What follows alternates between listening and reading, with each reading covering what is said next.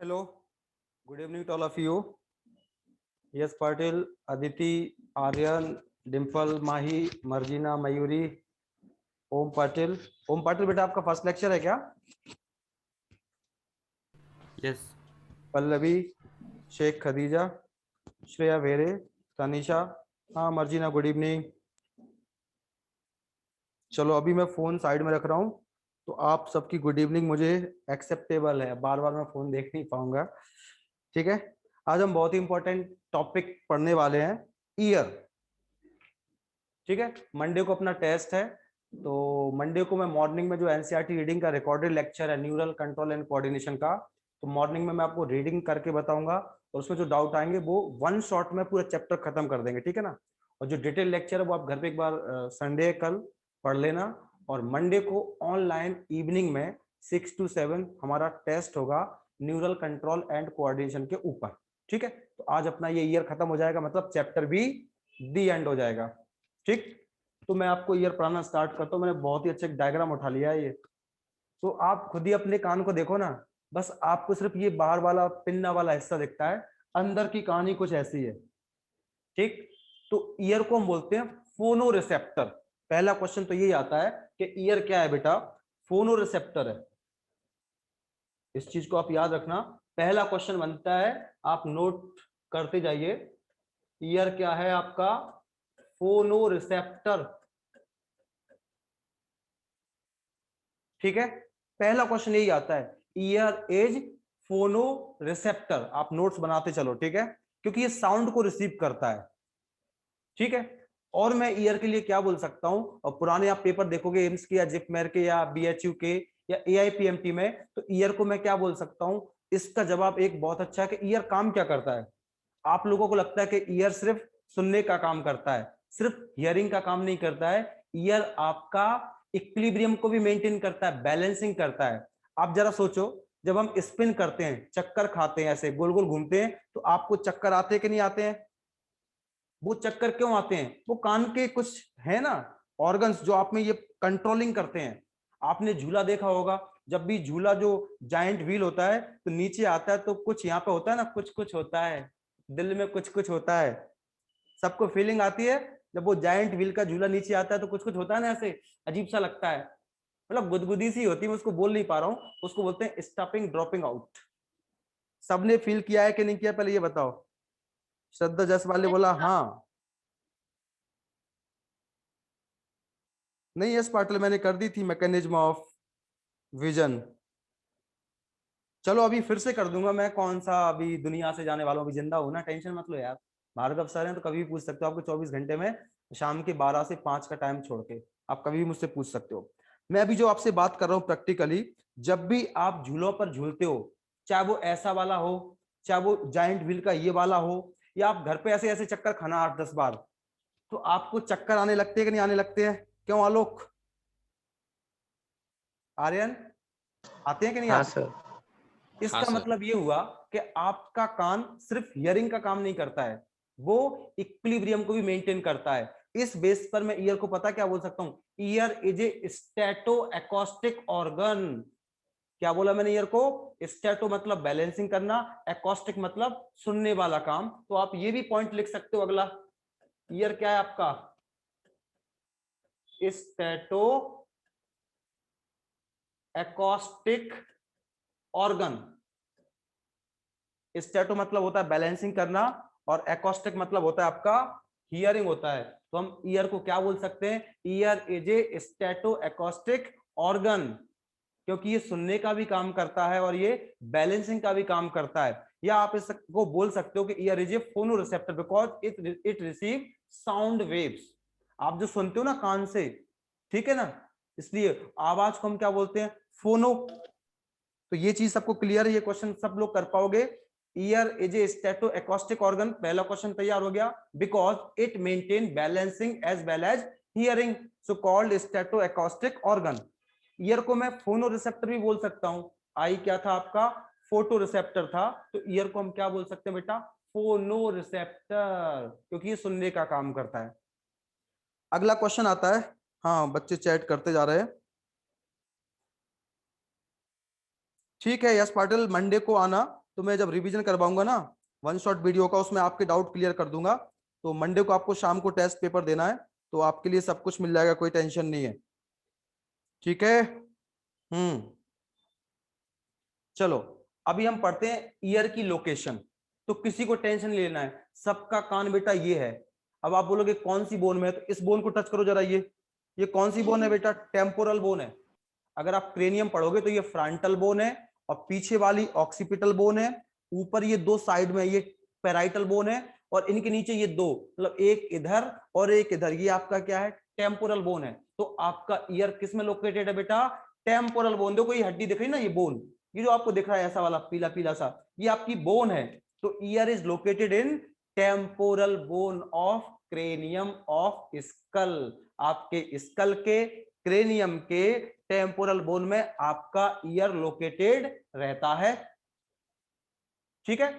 अब क्वेश्चन ये आता है, आप कितने हर्ट्ज की साउंड सुन सकते हो? कोई मुझे बताएगा? Anybody else who tell me? क्या सर? 20 हर्ट्ज। या वेरी गुड। किसने जवाब दिया? श्रेया। श्रेया, वाह वाह वाह। श्रेया तो मतलब एमबीबीएस की सीट पक्की कर ली उसने। उसने तो मुझे लगता है दावा पेश कर दिया अपनी एमबीबीएस की सीट पर। इंसान 20 हर्ट्ज की आवाज को सुन सकते हम, पता है? 20 हर्ट्ज से कम की आवाज को नहीं सुन सकते। हालांकि कई बुक्स में 16 हर्ट्ज भी लिखा रहता है, जैसे आप जीआरबी की बुक पढ़ोगे, ठीक है, तो उसमें मिलेगा आपको 16 हर्ट्ज। बट एक कॉमन आंसर जो नीट वाले फॉलो करेंगे वो क्या करेंगे? 20 हर्ट्ज से लेके 20,000 हर्ट्ज तक की साउंड आप सुन सकते हैं। ठीक है, उसके ऊपर की नहीं, उसके बाद की नहीं। लेकिन जो कई और जैसे सोनार सिस्टम होता है किसमें? बैट में, जो चमगादड़ होता है ना, बट बावड़ बोलते हैं मराठी में इसको, तो वो उसमें इको लोकेशन होता है, सोनार सिस्टम रहता है, वो उससे भी कम हर्ट्ज की साउंड को सुन सकता है। मैं इंसान की बात कर रहा हूं, तो हमारी रेंज क्या है? 20 से 20,000 हर्ट्ज के बीच की हम साउंड सुन सकते हैं। आपने देखा होगा रात में कुत्ते भौंकते रहते हैं, हमें लगता है कोई भी नहीं है, ये अपने आप क्यों भौंक रहा है? उनको कुछ तो आवाज सुनाई देती होगी ना, जो हमको नहीं सुनाई दे रही है। ठीक है, तो इसका आंसर आप ऐसे एडजस्ट कर सकते हो। तो आपने आउल को देखना, बैट को देखना, डॉल्फिन को देखना, इनमें पता है क्या होता है? सोनार सिस्टम होता है, इको लोकेशन होता है। यानी ये साउंड वेव्स निकालते हैं, उनको पलट के सुनते हैं। तो देखा होगा डॉल्फिन आवाज निकाल के पता करती है कि समुद्र की जो बॉटम है ना, उसमें कौन सा जानवर छिपा हुआ है, कौन सी मछली छिपी हुई है, वो उसको पहचान लेता है आवाज से। अल्ट्रासोनिक वेव निकालते हैं वे।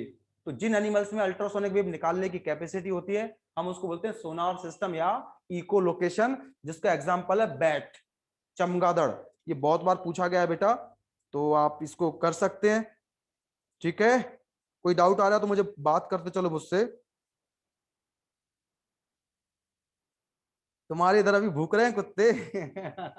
भूख रहे नहीं, भौंक रहे हैं। ऐसा हाँ नहीं है, सर। वो किसी को देखकर भी भौंकते हैं, ऐसा नहीं है। लेकिन रात में जब एकदम साइलेंस मेंटेन रहता है, खामोशी रहती है, उस समय कुत्ते ऐसे बिना मतलब की भौंकते रहते हैं, तब उनको कुछ तो सुनाई देता है। लोग बोलते हैं भूत भूत निकलता है, शायद जो भूत जो वेव निकालता होगा। मैं मजाक कर रहा हूँ, नहीं आप सोचो ये बिल्कुल सच है। शायद उनको कुछ सुनाई देता होगा जो हमको नहीं सुनाई देता है, हमारे सुनने के जो परे है, जो हम नहीं सुन सकते, वो शायद उनको सुनाई देता होगा, इसलिए वो भौंकते रहते हैं। अपना काम, कुत्तों का काम ही भौंकना है, भौंकने दो ना, तुम्हारा क्या जा रहा है? नींद डिस्टर्ब करते हैं तो कुछ ईयरबड्स लगा के आप सो जाना। चलिए बेटा, तो अब हम बात करते हैं, ईयर को मैं पढ़ाना स्टार्ट करता हूं। तो मैं आपके ईयर के 3 पार्ट कर रहा हूं। Ear is anatomical divided into 3 parts. एक हो जाएगा आपका एक्सटर्नल ईयर, यहाँ पे आउटर ईयर लिखा है। दूसरा हो जाएगा आपका मिडिल ईयर, ये वाला पार्ट, और अगला वाला हो जाएगा इंटरनल ईयर। यानी मैंने ईयर को 3 हिस्सों में डिवाइड कर दिया है, आउटर, मिडिल और इनर। तो पहले हम बात करते हैं आउटर ईयर की, या इसको हम बोलते हैं एक्सटर्नल ईयर, या आप बोलो आउटर ईयर, एक ही मतलब होता है। तो आउटर ईयर में 3 चीजें होती हैं, वैसे मेनली 2 होती हैं। एक तो हो जाएगा आपका ये पीना, पीना नहीं बेटा, पिन्ना। क्या हो जाएगा? पिन्ना। दूसरा हो जाएगा ये नली, जिसमें आप पेन डालते रहते हो ना, ऐसे क्लास में बैठे बैठे बड़ा मजा आता है, गुदगुदी आती है, कान का मैल निकालते रहते हैं बहुत से बच्चे क्लास में। तो ये जो ट्यूब है, इसको हम बोलते हैं एक्सटर्नल एकॉस्टिक मीटस, मैं इस नली का नाम लिख रहा हूं बेटा यहां पर, इसका नाम क्या हो जाएगा, एनसीईआरटी में लिखा है एक्सटर्नल एकॉस्टिक मीटर्स। मीटर्स का मतलब होता है बेटा कैनाल, तो एक्सटर्नल एकॉस्टिक मीटर्स लिखा हो या ऑडिटरी कैनाल लिखा हो या एक्सटर्नल एकॉस्टिक कैनाल लिखा हो, सबका मतलब एक ही है। तो पहले हम पिन्ना पढ़ लेंगे, फिर ये कैनाल पढ़ लेंगे, और ये आ जाएगा बेटा आपका कान का पर्दा। ये आपका कान का पर्दा है, तो कान के पर्दे तक के हिस्से को हम क्या बोलेंगे, एक्सटर्नल ईयर। तो एक्सटर्नल ईयर के मैं 3 पार्ट कर रहा हूं, पिन्ना, एक्सटर्नल एकॉस्टिक मीटर्स, और ये हो जाएगा आपका ईयर ड्रम यानी कान का पर्दा। ठीक है, आपको जो मैंने डिवीजन किया ये बात आपको डाइजेस्ट हो पा रही है बेटा? Yes sir. बोलो। Yes, sir. ठीक है, अब प्रैक्टिकली आपको पढ़ना है, रट्टा नहीं मारना है। रट्टा उस चीज का मारा जाता है जो आपको पता ही नहीं हो। जब आपके ईयर आपके बॉडी के साथ हैं और इन्हीं को आपको पढ़ना, तो पिन्ना तो आप खुद ही पकड़ सकते हो। देखो ये अंदर ट्यूब में भी आप पेन वैन डालते हो, तो ये तो आपको वैसे ही पता है। तो सबसे पहले हम बात करते हैं पिन्ना की। पहला क्वेश्चन बनेगा, pinna is only present in mammals. याद रखना, पिन्ना दुनिया में सिर्फ और सिर्फ किस में होता है बेटा, मैमल्स में होता है। किस में होता है, मैमल्स में होता है। मैमल्स मतलब जो बच्चों को बर्थ देते हैं और बच्चे माँ का दूध पीते हैं, उसको बोलते हैं मैमल्स। यानी पिन्ना ना तो बर्ड्स में, चिड़ियाओं में नहीं होता है, रेप्टाइल्स में नहीं होता है, सांप और छिपकलियों में, फ्रॉग वाले ग्रुप में नहीं होता है, और मछलियों में नहीं होता है। Pinna is present only in mammals. चाहे वो बैट है, चमगादड़ है ना बैट, आपको लगता है वो उड़ती है तो चिड़िया है, बैट चिड़िया नहीं है बेटा। बैट किसका एग्जांपल है, मैमल्स का। और आप बैट को देखना, उसके भी पिन्ना रहेंगे। ठीक है, तो क्वेश्चन तैयार करते हो साथ में, pinna is present only in mammals. ठीक है, अब पिन्ना को सबने देखा है, तो अगला क्वेश्चन क्या बनेगा, पिन्ना किस चीज का बना होता है। आप खुद ही देखो, ये पिन्ना बोन जैसा हार्ड है क्या? No, sir. तो ये काय नहीं का sir. बना होता है, कार्टिलेज का बना होता है। अब क्वेश्चन आता है विच कार्टिलेज, तो हमारा जवाब हो जाएगा इलास्टिक कार्टिलेज। किस कार्टिलेज का बना है बेटा, इलास्टिक कार्टिलेज। क्वेश्चन पे क्वेश्चन, टू द पॉइंट बात कर रहा हूं मैं। Pinna is made up of elastic cartilage. ये जो आपका पिन्ना बना है वो किसका बना है, इलास्टिक कार्टिलेज का बना है, और ये सिर्फ और सिर्फ मैमल्स में होता है। और पिन्ना का जो निचला हिस्सा है, देखो ये जहां पर कार्टिलेज नहीं है, देखो ये सबसे लास्ट में जहां पर लोग बाली पहनते हैं, लड़कियां बाली पहनती हैं, लड़कों को भी नया नया शौक लग गया यहाँ पे बाली पहनने का। दिख रहा है ये, यहाँ पर कार्टिलेज है क्या? नहीं है. इस पिन्ना का lower cartilage less part, pinna का निचला वो हिस्सा जहां पर कार्टिलेज नहीं होता है, उसको हम बोलते हैं लोब्यूल। क्या बोलते हैं बेटा, लोब्यूल। यहीं पर हम बोरिंग ऑफ पिन्ना करते हैं। हालांकि आजकल बाली कहीं पहन सकते हो, कई लोग यहाँ पहनते हैं, कई लोग यहाँ पहनते हैं, अपनी अपनी इच्छा है, पर जनरली यहाँ पे पहना जाता था। तो जो लोब्यूल है वो पिन्ना का लोअर कार्टिलेज लेस पार्ट है, यानी वो पार्ट है जहां पर कार्टिलेज नहीं होता है। ठीक है, अब पिन्ना पर आपने कई बार बाल भी देखे होंगे, खास करके लड़कों को रहते हैं ये। मैं ब्लैक कलर इस्तेमाल करूंगा बालों के लिए, बालों के साथ इंसाफी ना इंसाफी नहीं है। ऐसे कुछ बाल नहीं होते कान में से, बाल बाल निकले रहते हैं, देखिए कुछ बुड्ढे लोगों के बाल निकल आते कान के अंदर से देखिए कि नहीं देखे? हाँ लड़कों में आएंगे बेटा, अभी टेंशन मत लो, सबको आएंगे बाल। हाँ सिर पे टकले हो जाओगे चलेगा, पर कान में बाल आएंगे। इसको पता है क्या बोलते हैं, हाइपर ट्राइकोसिस। क्या बोलते हैं इसको, हाइपर ट्राइकोसिस। और ये एक जेनेटिक ट्रेट है।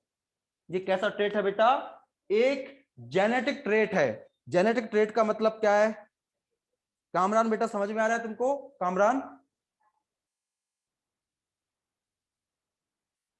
Yes sir. कोई भी डाउट हो बिंदास मुझे पूछते जाओ। ठीक है, तो लड़कों के कान पर बाल आएंगे, देखो मेरे भी कान पर बाल हैं, लेकिन लोग क्या काट लेते हैं आजकल। ये देखो ये बाल है, अब आपको देखेंगे नहीं क्योंकि मैं भी काट लेता हूं, लेकिन अंदर से देखो ये निकल रहा है बाल। लड़कियों को नहीं होते हैं ये किस में होते हैं, लड़कों में होते हैं। इन बालों के लिए हम बोलते हैं हाइपर ट्राइकोसिस। और इसका जीन पता है किस पर होता है, वाई पर होता है। अगर आप फीमेल को देखोगे तो फीमेल कैसा होता है, एक्स एक्स, और लड़कों का कॉम्बिनेशन कैसा होता है, एक्स वाई। तो ये जो कान पर बाल होते हैं ना, इनका जीन किस पर होता है? वाई पर होता है। और वाई दुनिया में सिर्फ किस में होता है? मेल में, लड़कों में। लड़कियों में नहीं होता है। लड़कियां क्या है? एक्स एक्स है। फीमेल क्या है? एक्स एक्स है। और जो मेल है, बॉयज हैं, उनमें क्या है? X Y. तो वाई कभी फीमेल में होता है क्या? नहीं होता है। वाई किस में होता है? मेल में। और इस जो हाइपर ट्राइकोसिस का जीन है वो किस पर होता है? वाई पर होता है। तो मुझे आप बताओ, जो कान पर हेयर्स हैं वो गर्ल्स में होंगे या बॉयज में होंगे? बॉयज में। बॉयज में होंगे, ठीक है। तो ये जो कान पर बाल आते हैं ना, इसको आप एबनॉर्मल मत समझना। आप में वाई है, आप मर्द हो, इसलिए आप में ये बाल होना ही चाहिए, क्योंकि इसका जीन वाई पर होता है। ये कुदरत की कहानी है। अब आपको पसंद नहीं है तो आप काटते रहो। आपको लगता है कान पर बाल आ गए तो हम बुरे लगेंगे, ये तुम्हारी सोच है। एक कान पर बाल होना चाहिए, और ये नॉर्मल कंडीशन है, ये अब नॉर्मल कंडीशन नहीं है बच्चा पार्टी, इसलिए उसका टेंशन मत लेना। आप लड़के हो तो उस पर बाल होंगे, ठीक है। अब एक क्वेश्चन आता है कि पिन्ना इंसान में, मैं पूरे मैमल्स की बात नहीं कर रहा हूं, क्योंकि गाय भैंस बकरी भी किस में आते हैं? लायन टाइगर मैमल्स में। इंसान भी किस में आता है? मैमल्स में आता है। तो हम पिन्ना को मूव कर सकते हैं क्या? बोलो। नहीं कर सकते हैं। लेकिन डॉग कर सकता है। बिल्ली को देखा होगा, ऐसे ऐसे करती रहती है। गाय भैंस कर सकती हैं। वो पिन्ना को मूव कर सकते हैं कि नहीं कर सकते हैं? इंसान को छोड़ के बाकी की मैमल्स करते हैं कि नहीं करते हैं? यस। तो इंसान में क्या होता है? हम बोलते हैं पिन्ना वेस्टिजियल होता है। सही बात है, pinna is vestigial in human. लेकिन आज के बाद आपका करेक्ट आंसर पता क्या होना चाहिए? पिन्ना वेस्टिजियल नहीं है बेटा। पिन्ना को मूव करने वाले जो मसल्स होते हैं ना, उनको बोलते हैं ऑरिकुलर मसल्स। पिन्ना को मूव करने वाले जो मसल्स हैं उनका नाम होता है बेटा ऑरिकुलर मसल। मैं यहां पे नाम लिख देता हूं, ऑरिकुलर मसल। आप भी बेटा नोट्स बनाते चलो। ऑरिकुलर मसल्स ये वेस्टिजियल हैं। अगर आपके अंदर क्वेश्चन में दो ऑप्शन दिए गए, which one is vestigial in human, A option है ऑरिकुलर मसल्स और दूसरा है पिन्ना, तो आपको क्या टिक करना चाहिए उस कंडीशन में? Auricular muscles. अगर ये ऑप्शन में नहीं है, जो कि नहीं होता जनरली, तब आप टिक कर देना पिन्ना, ठीक है। लेकिन बाकी जो रिमेनिंग मैमल्स हैं उनमें पिन्ना कैसा होता है? मूवेबल होता है। हाँ, कई इंसान पिन्ना को मूव कर सकते हैं, कई लोग कर सकते हैं। तुम में से कोई कर सकता है क्या? कुछ लोग कर सकते हैं, मैं जनरल बात कर रहा हूं। जनरली आप पिन्ना को मूव नहीं कर सकते हो, लेकिन कई लोग कर सकते हैं, ठीक है।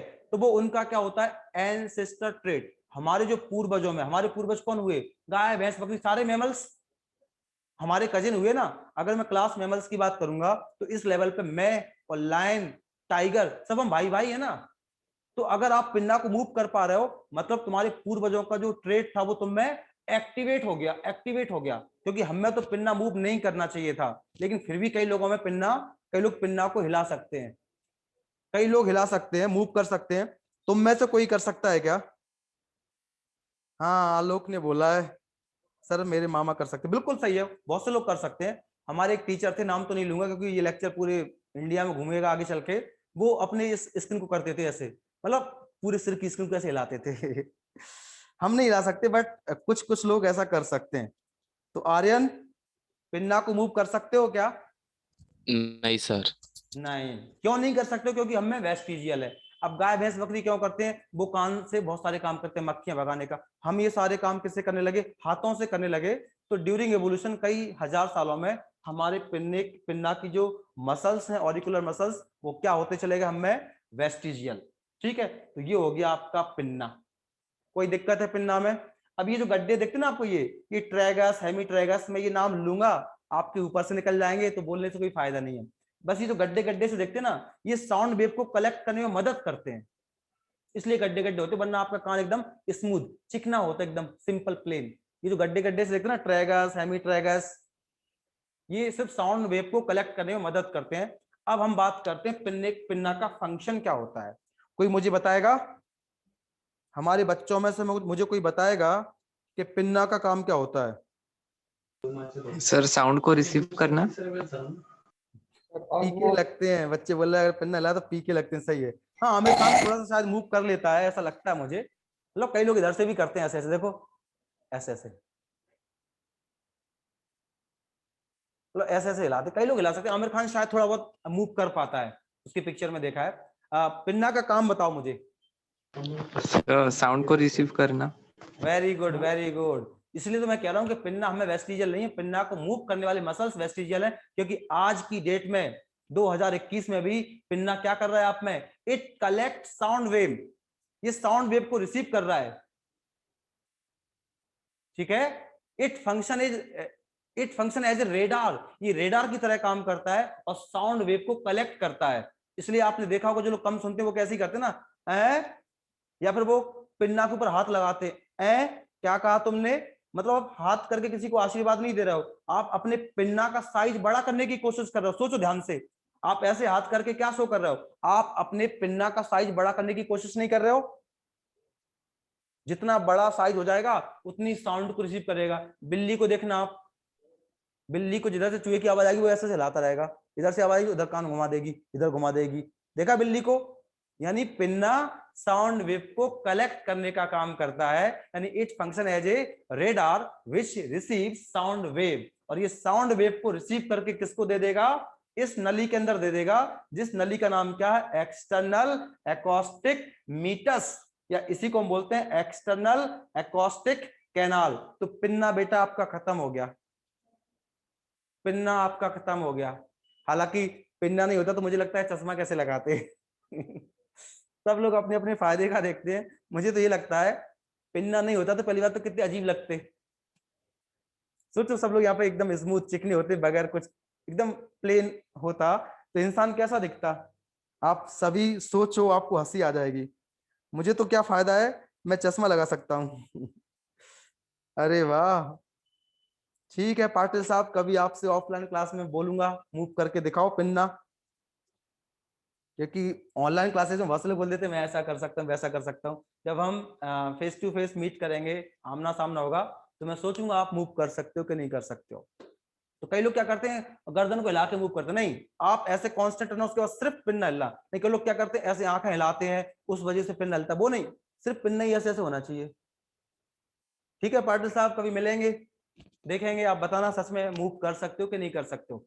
तो पिन्ना पहला पार्ट खत्म हो गया एक्सटर्नल ईयर का, दूसरा पार्ट स्टार्ट होता है हमारा एक्सटर्नल एकॉस्टिक मीटर्स। तो देखो ये एस के आकार की एक ट्यूब नहीं है, देखो स्ट्रेट है या फिर इसमें एक कर्व आ रहा है, देखो ऐसा दो कर्व आ रहा है ना, एक कर्व ये आ रहा है एक ही आ रहा है। तो आप खुद ही सोचो जो एक्सटर्नल एकॉस्टिक मीटर्स है ये स्ट्रेट ट्यूब है या फिर एस लाइक है, एस जैसी है, बोलो एस लाइक। हाँ, ये पता है एस लाइक क्यों है, इसलिए है कि जब भी कोई चीज आपके कान में डायरेक्ट जाएगी तो वो आपके कान के पर्दे पर टकराएगा नहीं, बीच में जो एस लाइक शेप है ना उसमें टकरा के उसकी थोड़ी स्पीड कम हो जाएगी।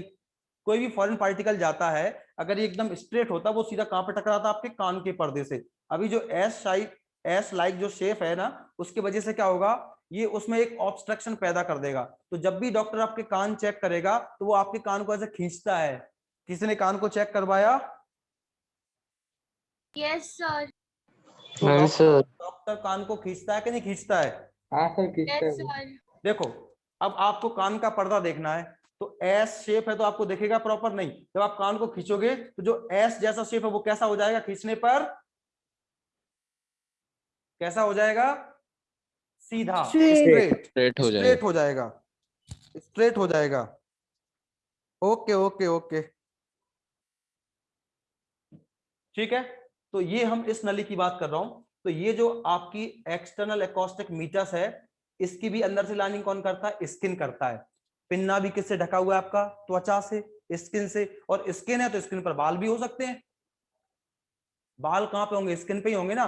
अगर आप म्यूकस मेम्ब्रेन की बात करो, देखो ये अंदर क्या है, ये म्यूकस मेम्ब्रेन, वहां पे बाल नहीं हो सकते हैं। तो इस एकॉस्ट जो एक्सटर्नल एकॉस्टिक मीटर्स है यहाँ पर हेयर्स भी होते हैं, यहाँ पर वैक्स ग्लैंड भी होती है। और यही वैक्स ग्लैंड क्या है, कान का जो आप मैल बोलते हो ना, आप पेन से निकालते रहते हो या जो ईयर बड्स है उनसे हम निकालते रहते हैं ना वो कान का मैल, वो मैल नहीं है बेटा, हम मैल बोलते हैं, वो वैक्स है। कान के अंदर होता है सेरुमिनस ग्लैंड, ओके। और वो क्या निकालते हैं, वैक्स निकालते हैं। और ये वैक्स क्या करता होगा, जो भी फाइन पार्टिकल्स उसको ट्रैप कर लेता होगा, चिपका लेता होगा। वही चिपक चिपक के कान का मैल ज्यादा हो जाता है। फिर आप निकालते रहते हो ना। अच्छा कान में ठीक है आप उसका वैक्स निकालते हो, ये तो अच्छी बात है, पर मजा कितना आता है ईमानदारी से बोलना। मैं प्रैक्टिकल बात करता हूँ, मुझे कोई झिलाना नहीं आता बच्चों को। जब हम कान का मैल निकालते हैं तो अच्छा लगता है कि बुरा लगता है? एक प्लेजर फील होता है कि नहीं होता है आपको? सब चुप, सब चुप, सब झूठ, सब लोग झूठे हैं, सबको पता है। हाँ पहली बार किसी ने हिम्मत की है बताने की। अब कोई लिख रहा है मेरा कान लाल हो जाता है, लाल पीला बाद में है, लेकिन मजा आता है कान में डालने में। पेन जब डालते हैं ना बड़ा मजा आता है, गुदगुदी सी होती है। ठीक है, तो इस एक्सटर्नल एकॉस्टिक मीटर्स के अंदर स्किन की लाइनिंग होती है, इसमें भी हेयर्स होते हैं और इसमें वैक्स ग्लैंड होते हैं जिसको हम बोलते हैं सेरुमिनस ग्लैंड, जो कान का मैल यानी ईयर वैक्स को बनाने का काम करता है। ठीक है ना। तो जो आवाज पिंडा ने कलेक्ट की थी वो आवाज कहां पे उसने भेज दी थी, सेंड कर दी थी? इस एस लाइक कैनाल में। ठीक है, ये हो गया आपका एक्सटर्नल एकॉस्टिक मीटर्स। अब तीसरा जो पार्ट है एक्सटर्नल ईयर का उसको हम बोलते हैं ईयर ड्रम, कान का पर्दा। इसको हम बोलते हैं ईयर ड्रम, या आप बोल सकते हो टिम्पेनिक मेम्ब्रेन। ईयर ड्रम का एक और नाम क्या है बेटा? Tympanic membrane. आप हिंदी में इसको बोलते हो कान का पर्दा। तो ये रहा बेटा आपके कान का पर्दा, जो मैं ब्लू कलर से यहाँ पे उसको हाई, ये ब्लैक कलर हो गया। कौन सा कलर आपको दिख रहा है, ब्लू या ब्लैक? बोलो ना कौन सा कलर ब्लू इस्तेमाल करूं यहाँ पर, ब्लू या ब्लैक? ब्लू ब्लू सब ब्लैक ही करो। ब्लू। लो मैं इसको बड़ा कर देता हूँ, कोई सा भी कलर दिख जाएगा। लो अब ब्लू ही कर रहा मैं, क्योंकि ब्लू थोड़ा सा ठीक है बेटा। चलो अभी कान का पर्दा मैं आपको बना के दिखाता। ये रहा आपके कान का पर्दा, और इसको थोड़ा सा मोटा कर दो। लो ये है बेटा आपका कान का पर्दा। तो जो आप पेंसिल डालते हो ना ये इस नली के अंदर, कई बार देखा होगा आपने, इस पर्दे से टच होता है तो आपको एकदम दर्द होता है, आप झटके से वो पेन या जो ईयरबड है, कई लोग माचिस की तीली भी डालते हैं पता है, कई लोग माचिस की जो स्टिक्स होते हैं ना तीलियां, वो भी डालते रहते हैं। तो जब भी आपका कोई फॉरेन ऑब्जेक्ट कान के पर्दे से टच होगा तो फट से ऐसे उठा लोगे, ताकि कान का पर्दा डैमेज नहीं हो जाए। तो जो लोग पेन वगैरह डालते हैं ना वो इसको टच नहीं करना चाहिए। लेकिन कैसे टच हो जाता है, हम बस में जा रहे हैं, अब बस में क्या है, ऐसे कई खड्डे वड्डे नहीं होते, बस में ऐसे हुआ तो अब वो आपका पेन ऐसे हो गया और कान का पर्दा आपका फट जाएगा। इसलिए आपको किसी भी ऑब्जेक्ट से कान के अंदर से वैक्स को क्लीन नहीं करना चाहिए। उसके लिए प्रॉपर ईयरबड्स आते हैं, या डॉक्टर के पास जाओ, ड्रॉप्स आते हैं। कई बार हम ऐसे करते रहते हैं, बगल वाले का हाथ टकराए आपसे तो आपके कान का पर्दा फटने का, पंक्चर होने का फुल चांस होता है। हाँ कान का पर्दा फटने से आप पूरे डीफ, पूरे बहरे नहीं हो जाओगे, लेकिन आपके हियरिंग में, सुनने में कमी आ जाएगी। ठीक है, तो ये जो कान का पर्दा है वो किस पर लोकेटेड है, क्योंकि इसके बाद है आपका मिडिल ईयर, और कान के पर्दे किस तरफ क्या है आपका? External ear. तो मैं ये भी तो बोल सकता हूं टिम्पेनिक मेम्ब्रेन या ear drum is located at the junction of external ear and middle ear, यानी कान के पर्दे के इस तरफ एक्सटर्नल ईयर है और कान के पर्दे के अंदर की तरफ क्या है? मिडिल ईयर स्टार्ट है। ठीक है, तो जो एक्सटर्नल ईयर की तरफ वाला हिस्सा है कान के पर्दे का, ईयर ड्रम का, वो काय से लाइन होता है बेटा? स्किन से रहता है। किससे रहता है? स्किन से रहता है। और जो अंदर की तरफ वाला है बेटा वो पता है किससे होता है? कोई बताएगा मुझे?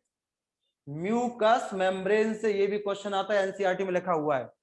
यानी आपके जो कान का पर्दा है, आप पेन डालोगे तो पेन डालोगे तो बाहर की तरफ कान के पर्दे का जो सरफेस है वो किससे लाइन है आपका? त्वचा से, स्किन से। और जो अंदर की तरफ है वो काय से लाइन है बेटा? Mucus membrane. म्यूकस मेम्ब्रेन कैसा होता है मैं ऐसे दिखाता हूं, इसलिए बार बार देखो, ये आपकी अंदर स्किन है ना, मुंह के अंदर, ये म्यूकस मेम्ब्रेन है, चिपचिपी। ये स्किन है, स्किन सबको पता है। म्यूकस मेम्ब्रेन आपके बक्कल कैविटी में जो अंदर से है ना, वो म्यूकस मेम्ब्रेन है। ऐसा समझ के लो, समझ के क्या लो, ऐसा ही होता है। हाँ लोग क्या बोल रहे हो तुम? आज तो आलोक कमेंट पे कमेंट किए जा रहा है, तुम्हारे इसमें कान का मैल जमा ही नहीं होता है ऐसा? तो बेटा तुम अच्छा नहीं है, क्योंकि वैक्स बनना एक फिजियोलॉजिकल पार्ट है, इट इज नॉट पैथोलॉजिकल। ऐसा नहीं है कान का मैल बनता तो हम गंदे लड़के, कई बोलते हैं उसके कान में से मैल निकलता है गंदा। गंदा कैसे बोल सकते हो बेटा? साइंटिफिकली या फिजियोलॉजिकली जो काम होता है वो गंदा नहीं होता है। मुझे लगता है कि आप में वैक्स बनना चाहिए, आप में कान का जो ईयर वैक्स है वो बनना चाहिए, अच्छी बात है। वो तो हम इंसानों ने क्या मान लिया, कान का मैल है मतलब खराब है। खराब होता तो ऊपर वाला बनाता क्या आप में? वो आपके प्रोटेक्शन में मदद करता है। कान के जो बाल हैं वो भी डस्ट पार्टिकल को रोकने का काम करते हैं। ये बात अलग है, हम इंसानों को, हम लोग सभ्य समाज में रहते हैं तो हमको लगता है कान के बाल कटवा के रहना चाहिए। साइंस इजाजत नहीं देता इसकी। तुम तो जंगल में शेर को देखो यार, वो कभी दाढ़ी वाड़ी की ट्रिमिंग करवाता है क्या कि मैं अच्छा लगूंगा बढ़िया ऐसी, क्या बोलते हैं आजकल जो विराट कोहली स्टाइल में दाढ़ी चल रही है, वो करवाता है शेर कभी कि अब मैं दाढ़ी वाड़ी करके शेरनियों के बीच में जाऊंगा तो स्मार्ट हैंडसम लगूंगा?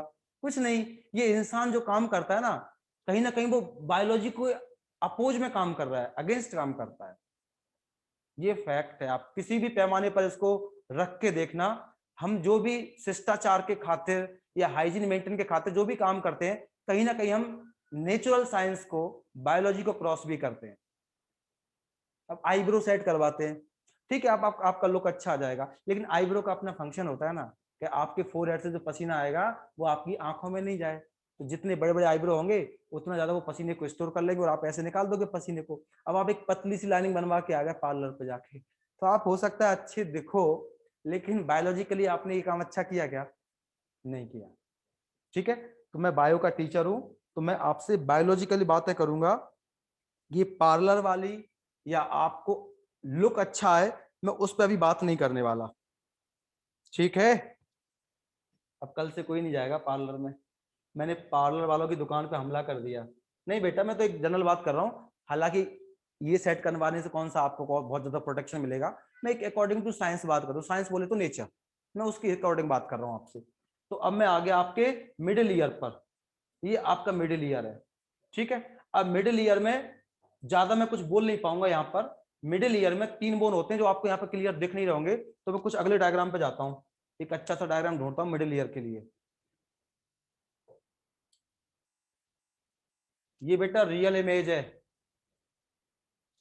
दिख रहा है सबको प्रॉपर? Yes sir. देखो अब यहां से इस तरफ से देखना है आपको कान को, इस तरफ इधर होगा आपके ये पिन्ना, देखो ये पिन्ना दिख गया आपको, ये हो गया आपका एक्सटर्नल एकॉस्टिक मीटस, और ये बेटा कान का पर्दा, देखो यहाँ पर ये दिख रहा है, देखो ये कान का पर्दा है, ये आपका कान का पर्दा है। तो उसके बाद ये हो गया आपका मिडिल ईयर, इतना हिस्सा जो पिंक पिंक दिख रहा है। मिडिल ईयर में आपकी 3 बोन होती हैं, 3 हड्डियां होती हैं, एक होती है मेलियस, एक होती है इंकस, और एक होती है स्टेपीज। तो कान के पर्दे से जो अटैच है उसको हम बोलते हैं मेलियस बोन। ये हैमर जैसी, हथौड़े जैसी होती है, और ये मेलियस बोन कान के पर्दे से बेटा चिपका हुआ है। बच्चे बोलेंगे सर क्यों चिपका हुआ है? अगर ईयर ड्रम और इस बोन्स के बीच में गैप हो जाएगा तो साउंड क्या है? साउंड वाइब्रेशंस नहीं है क्या? साउंड क्या है, फिजिक्स में पढ़ते हो ना, ईयर वाइब्रेशंस है कि नहीं है? तो जब ये वाइब्रेशंस आप बोलोगे तो यहां से कान के पर्दे पे जाएंगे, कान का पर्दा क्या हो जाएगा? वाइब्रेट हो जाएगा, और ये वाइब्रेशन किस में चले जाएंगे? मिडिल ईयर की मेलियस बोन में। अगर कान के पर्दे के बीच में और बोन के बीच में गैप आ जाएगा तो ईयर जो ड्रम है, कान का पर्दा है, उससे वाइब्रेशन उस बोन तक पहुंच पाएंगे क्या? नहीं पहुंच पाएंगे। याद रखना, जो मेलियस बोन है कान, internal ear sorry middle ear का पहला बोन है, वो कान के पर्दे से अटैच है, ठीक है? तो ये होता है मेलियस, और बीच वाला होता है इंकस, और तीसरा वाला होता है स्टेप्स या स्टेपीज बोलते हैं। अब यहां पर अगर आपको ये कलर में थोड़ा प्रॉब्लम होगा तो मैं कलर चेंज कर देता हूं। सर तीसरा कौन सा होता है?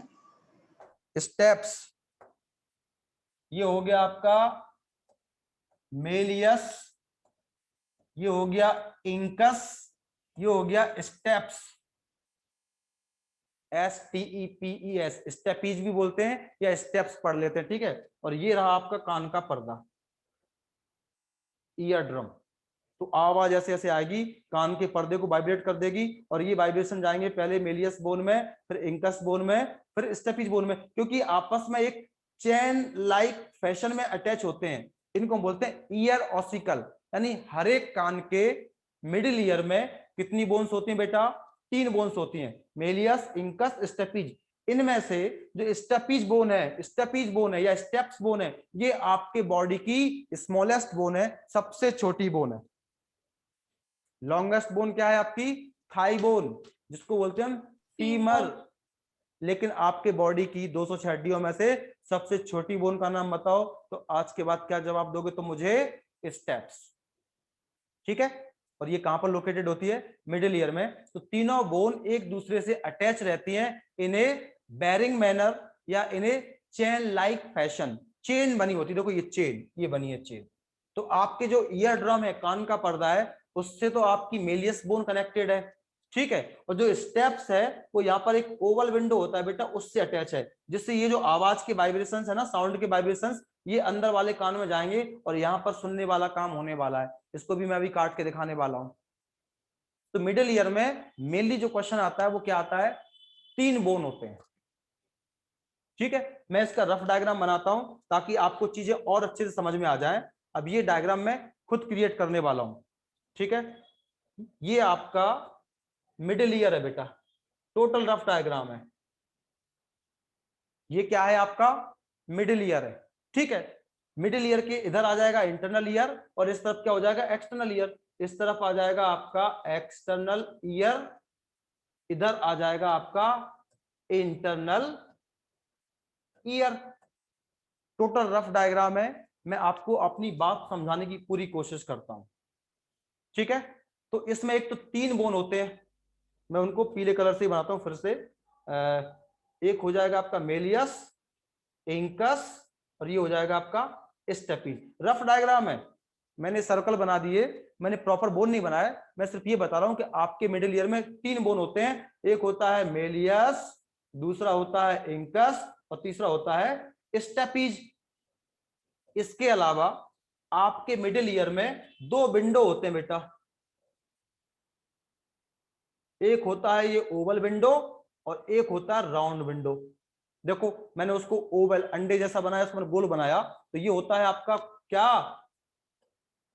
Oval window. और ये क्या हो जाएगा आपका?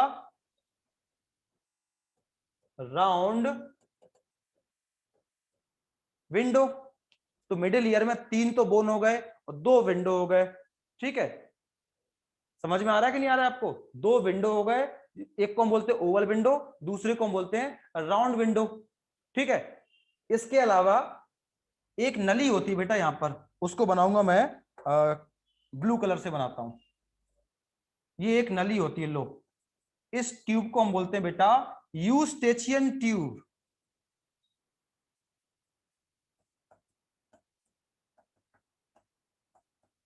यूस्टेचियन ट्यूब, ये जो आपकी यूस्टेचियन ट्यूब है ना बेटा, ये आपके मिडिल ईयर को किससे जोड़ती है? फेरिंग्स। फेरिंग्स मतलब गला। किससे जोड़ती है? फेरिंग से जोड़ती है बेटा। देखो यहां पर ये, यानी मिडिल ईयर से एक ट्यूब आई, वो आपके मुंह के जो पिछला हिस्सा है ना, देखो ये यहां वाला गले वाला, उसको हम बोलते हैं फेरिंग्स। तो फेरिंग्स से मिडिल ईयर को कौन कनेक्ट करने का काम करता है बेटा? यूस्टेचियन ट्यूब ये काम करता है। टोटल रफ डायग्राम है, आप समझने की कोशिश करो सिर्फ। ठीक है, ये क्यों होता है मैं बता रहा हूं क्यों होता है। देखो जरा, ये कान का पर्दा हो जाएगा यहां पर, अगर आप देखोगे तो यहां पर ये कान का पर्दा हो गया कि नहीं हो गया? देखो ये हो गया कि नहीं हो गया? कान के पर्दे के बाद ही तो मिडिल ईयर आया ना, उसके बाद ये इंटरनल ईयर आया, ओवल विंडो राउंड विंडो के बाद। तो सोचो ये जो ट्यूब है ये आपके फेरिंग्स में ओपन है और मिडिल ईयर में, तो कहीं ना कहीं मिडिल ईयर को फेरिंग्स के थ्रू ये ट्यूब आपके जो एक्सटर्नल एनवायरमेंट है उससे कनेक्ट कर रहा है। देखो ये मेरा मुंह खुला है, मुंह खुला है मतलब फेरिंग्स तक का एरिया खुला है। ठीक है, और ये कान के अंदर जोड़ती है। तो कान के अंदर और एनवायरमेंट का जो प्रेशर है उसको इक्वलाइज करता है, बराबर करता है। यानी कान के अंदर भी जो पर्दा है उस पर प्रेशर बराबर होना चाहिए। और ये किसके थ्रू जाता है ये प्रेशर? आपने मुंह खोला ना, ये मुंह, तो वहां से ये प्रेशर यहां पे पहुंच गया, और कान के पर्दे के बाद जो प्रेशर है ये इक्वल होता है। तो what is the function of eustachian tube? It maintain, क्या मेंटेन करता है? Equalising of pressure, inner side of tympanic membrane and outside of tympanic membrane. तो इसका यही काम होता है बेटा, ये प्रेशर को मेंटेन करता है, जिससे कान का पर्दा ना फटे। आप इसका एक प्रैक्टिकली इमेजिन कर सकते हैं या फील कर सकते हैं। आप कान में कोई ड्रॉप डाल रहा और मुंह को चलाना ऐसे, तो आपके जो कान में दवाई डालोगे वो आपके मुंह में टेस्ट आ जाएगा। ऐसा किसी के साथ हुआ है? आपने कोई ईयर ड्रॉप कान में डाला? सर नाक में हुआ है मेरे को। क्या? नाक में हुआ है। बिल्कुल होता है, क्योंकि बहुत सारी चीजें आपस में इंटरकनेक्टेड रहती हैं। तो हम पाटिल, आपका नया है ना ये, पहले भी आ चुके हो ना बेटा आप? शुभम पाटिल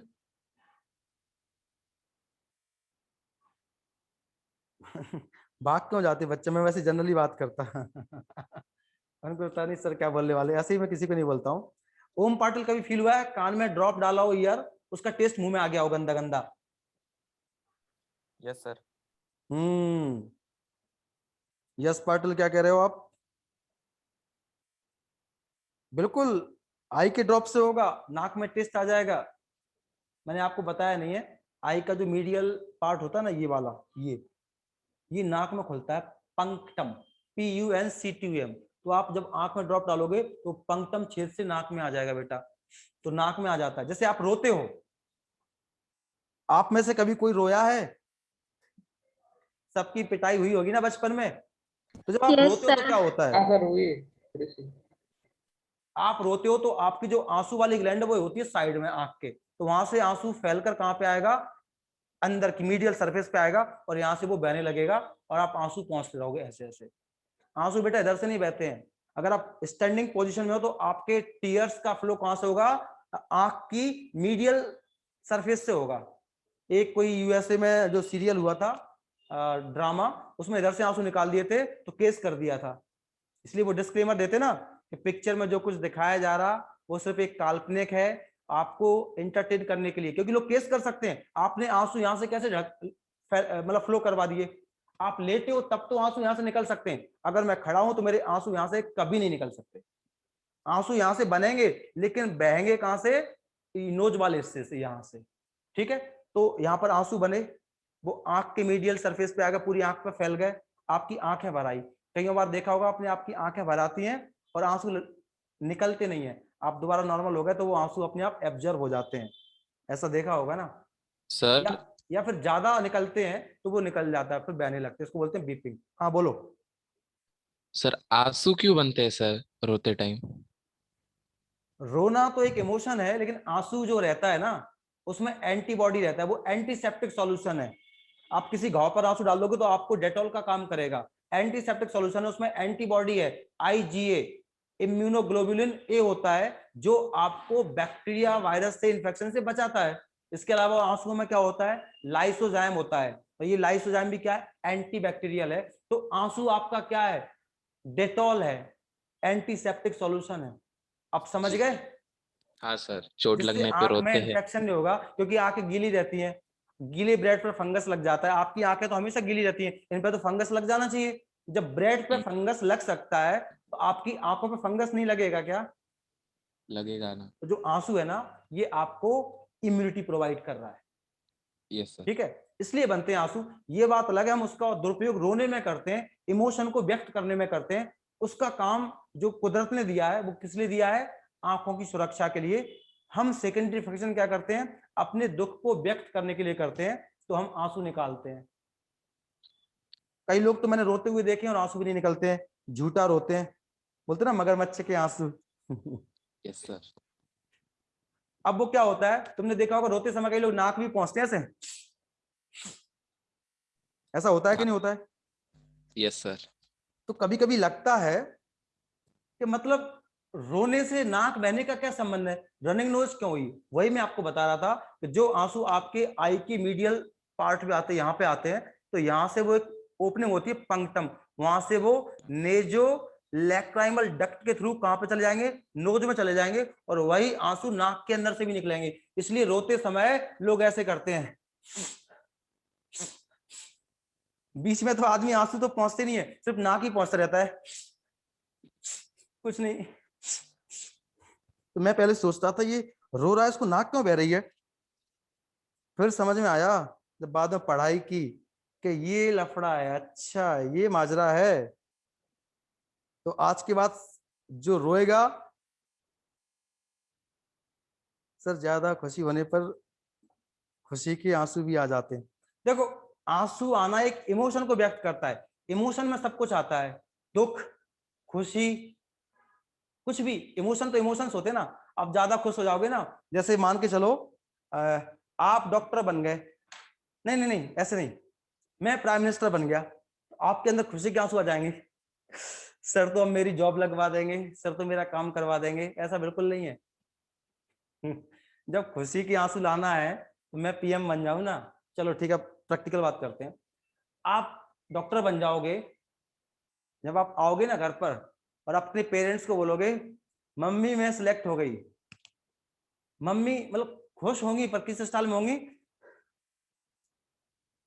तेरे पापा का यही सपना था, हमारा यही सपना था। तो ये खुशी के आंसू हैं, तो इमोशंस को व्यक्त करने में आते हैं।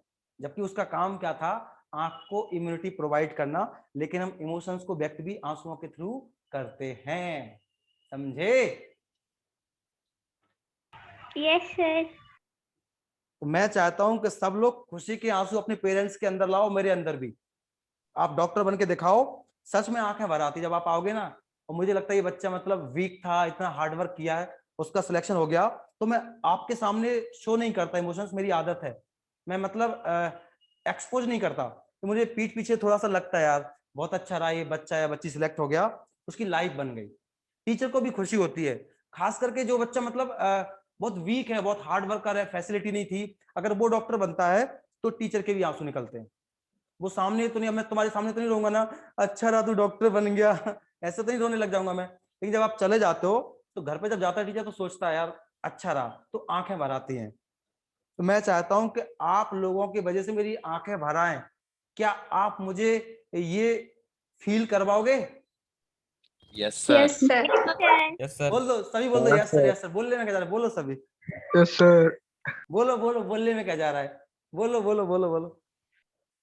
बट आई होप सब डॉक्टर बने तो मुझे सच में मतलब आंसू आते हैं, आंसू थोड़े बहुत भर आते हैं, आपके सामने नहीं, आपके जाने के बाद। कि लड़का कितना अच्छा था, बात मानता था, कभी कभी बहस भी नहीं की टीचर से, या जो भी उसके पुराने सब काम याद आते तो लगता है यार बहुत अच्छा हुआ ये डॉक्टर बन गया। मैं कहाँ पे था और कहाँ पे चला गया। तो ये जो ट्यूब है ना बेटा, ये कब खुलती है पता है? नॉर्मली ये बंद रहती है। ये कब खुलती है? जब आप च्यू करते हो, देखो ऐसे, जब आप चबाते हो, जब आप स्नीजिंग करते हो, जब आप खांसते हो, जब आप यॉनिंग करते हो, उस टाइम पर ये यूस्टेशियन ट्यूब खुलती है, नॉर्मली बंद रहती है। इसलिए जब प्लेन लैंड या टेक ऑफ करता है तो एयर होस्टेस आपको च्युइंगम खाने को देती है, या जो लोग च्युइंगम नहीं खाते बोलते हैं कि अपने मुंह को ऐसे करो, क्योंकि उस समय जो प्रेशर है यार उसमें काफी डिस्टरबेंस होता है, इसलिए वो आपको कुछ चबाने को बोलती है। कौन कौन फ्लाइट में बैठा है अभी तक? तुम में से कोई फ्लाइट में बैठा है क्या? Yes sir. हैंड्स रेज कर दो, हैंड्स रेज। आलोक बैठा है, अदिति बैठी है, डिंपल, खदीजा, श्रद्धा जायसवाल। अरे बाकी लोग भी कर दो, कौन, मैं पूछने जा रहा हूँ, टिकट दिखाओ। सब लोग खड़ा कर दो, मैं तो नहीं बैठा अभी तक। सुमित ने भी कर दिया, श्रेया पवार भी बैठ गई हो। श्रेया कहां से कहां तक की जर्नी थी तुम्हारी? सर टिल दिल्ली, यहाँ से दिल्ली और वापस। हाँ ठीक है। खदीजा कहां से कहां तक की थी तुम्हारी फ्लाइट? जल्दी।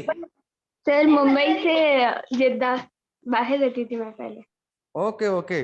सुमित सोच लिया क्या बोल रहा है? सुमित कहां से कहां तक थी फ्लाइट? सर घर से घर तक। जलगांव से घर दिल्ली फ्लाइट ही नहीं है, झूठ बोल गया सुमित भाई। जलगांव अरे से सर flight ही घर नहीं से है। घर तक बोला सर। हाँ तो जलगांव में है ना तुम्हारा घर।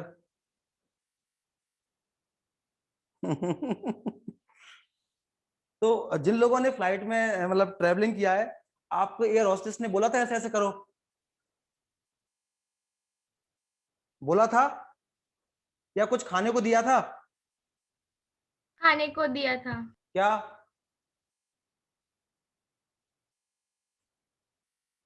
ध्यान भूल गए, पता नहीं क्या दिया था।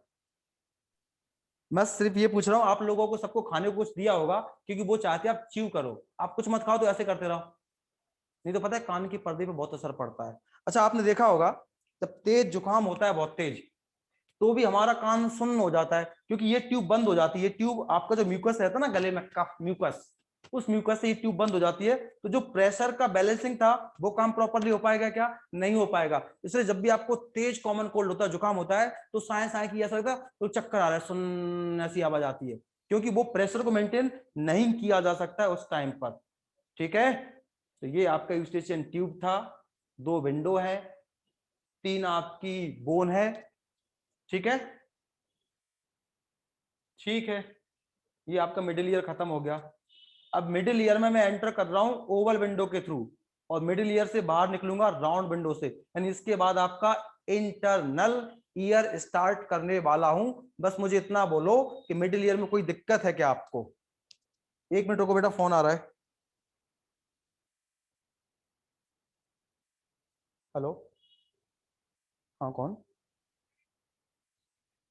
हाँ सृष्टि, बोलो ना।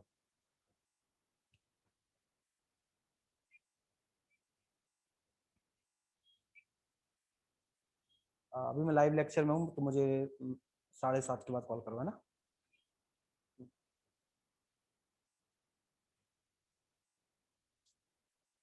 तो ये आवाज रिकॉर्ड होगी मैंने जो बात की अभी फोन पर? हाँ नहीं सर। सर। हाँ, लोग कह रहा है सब झूठ बोल रहा है, कोई फ्लाइट किसी ने तो देखी भी नहीं है, सब झूठ बोल रहे हैं। दूर से देख के आ जाते हैं एयरपोर्ट पे, वहां से निकलते होंगे, बस में से देख लेते हैं। आलोक क्या यार तुम, मस्त सबकी हिंदी करवा देते हो। कुछ बच्चों के कमेंट आए, सर बस में जाते हैं, वो बस में से जालना जाते होंगे, तो देख लेते हैं एयरपोर्ट पे वो फ्लाइट किधर बैठी है, कैसे उड़ती है, और हाथ खड़ा कर दिया। तुम लोगों के कमेंट बहुत हंसाते हैं मुझे यार। चलो अच्छा है, मिडिल ईयर में खत्म हो गया। अब मैं आपको अंदर लेके जाता हूँ, कान के अंदर, कान के अंदर लेके जाता हूँ, कान के अंदर लेके मैं, देखो पहले ये देख लो,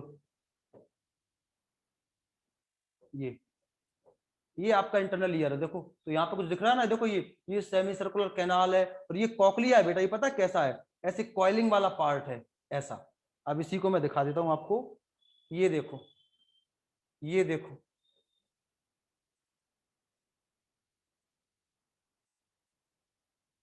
अब इस डायग्राम को थोड़ा सा अच्छे से देखो, ये कान का पर्दा है, देखो दिख रहा है, ईयर ड्रम दिख रहा है, मतलब ये आपका एक्सटर्नल एकॉस्टिक मीटर्स, ये वो नली है जिससे आप ये पेन डालते हो, तो एक्सटर्नल एकॉस्टिक मीटर्स के बाद ये कान का पर्दा दिख रहा है, ईयर ड्रम आपको। Yes sir. उसके बाद ये मीडियस बोन है मिडिल ईयर की, ये इंकस है, और ये स्टेपीज है। स्टेपीज के बाद ये ओवल विंडो होगा, और ये आपका इंटरनल ईयर है बेटा, इंटरनल ईयर है, ये आपका क्या है? इंटरनल ईयर है। तो इस ईयर को थोड़ा सा समझो, थोड़ा आपको टफ लगेगा बेटा, लेकिन आपको कोशिश तो करनी पड़ेगी। आप इस फोटो को देखो,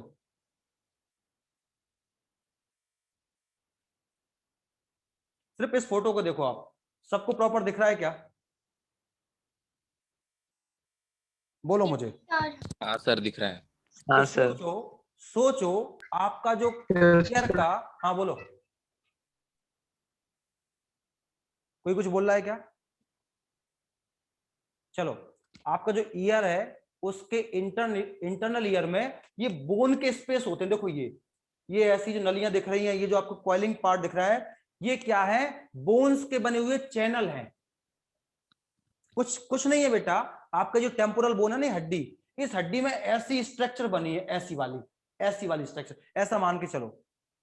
तो इंटरनल ईयर को हम बोलते हैं लेवरिंथ। ठीक है, तो आपके इंटरनल ईयर में जो बोन के चैनल्स हैं, जो बोन में हॉलो स्पेस है, वो इस पैटर्न में भी है, और ऐसी कॉइलिंग पैटर्न में भी है, और नलियों के फॉर्म में भी है। ये बेटा बोन के अंदर की खाली जगह है। ये बोन सॉलिड भी हो सकती थी मेरी बोन, ये कैसी है? हॉलो है। तो बोन के जो चैनल्स हैं, जो बोन के अंदर हॉलो स्पेस है, उसको हम बोलते हैं बेटा क्या? बोनी लेवरिंथ। क्या बोलेंगे उसको? बोनी लेविरिंथ। बहुत स्लो पढ़ाऊंगा क्योंकि अब बहुत टफ होने वाला है। कोई दिक्कत? मेरे कान के अंदर बोन के जो चैनल्स हैं उन चैनल्स को मैंने क्या बोल दिया, बोनी लेवरिंथ बोल दिया। कोई दिक्कत है क्या? मेरा ये हॉल है, ऐसे देखो बेटा, ये मेरा इंटरनल ईयर है ना, उसमें बोन का ये खाली जगह है। लो ये जो आपको दिख रहा है ना डिब्बा, डब्बा, ये क्या है, मेरा बोन का बना एक डब्बा है, ऐसा मान के चलो। तो इसमें ये खाली जगह नहीं है क्या, देखो ये, तो ये स्पेस है। तो बोन के इन स्पेस को हमने नाम क्या दे दिया बेटा, बोनी लेवरिंथ। तुमको कोई दिक्कत है क्या? अब वो स्पेस इस फॉर्म में है या इस फॉर्म में, उससे तुम्हें क्या करना, मैं तो सिर्फ ये बोल रहा हूं कि बोन के अंदर जो हॉलो स्पेस है उसका नाम मैंने क्या रख दिया, बोनी लेवरिंथ। तुमको कोई दिक्कत है क्या? No no sir. What is bony labyrinth?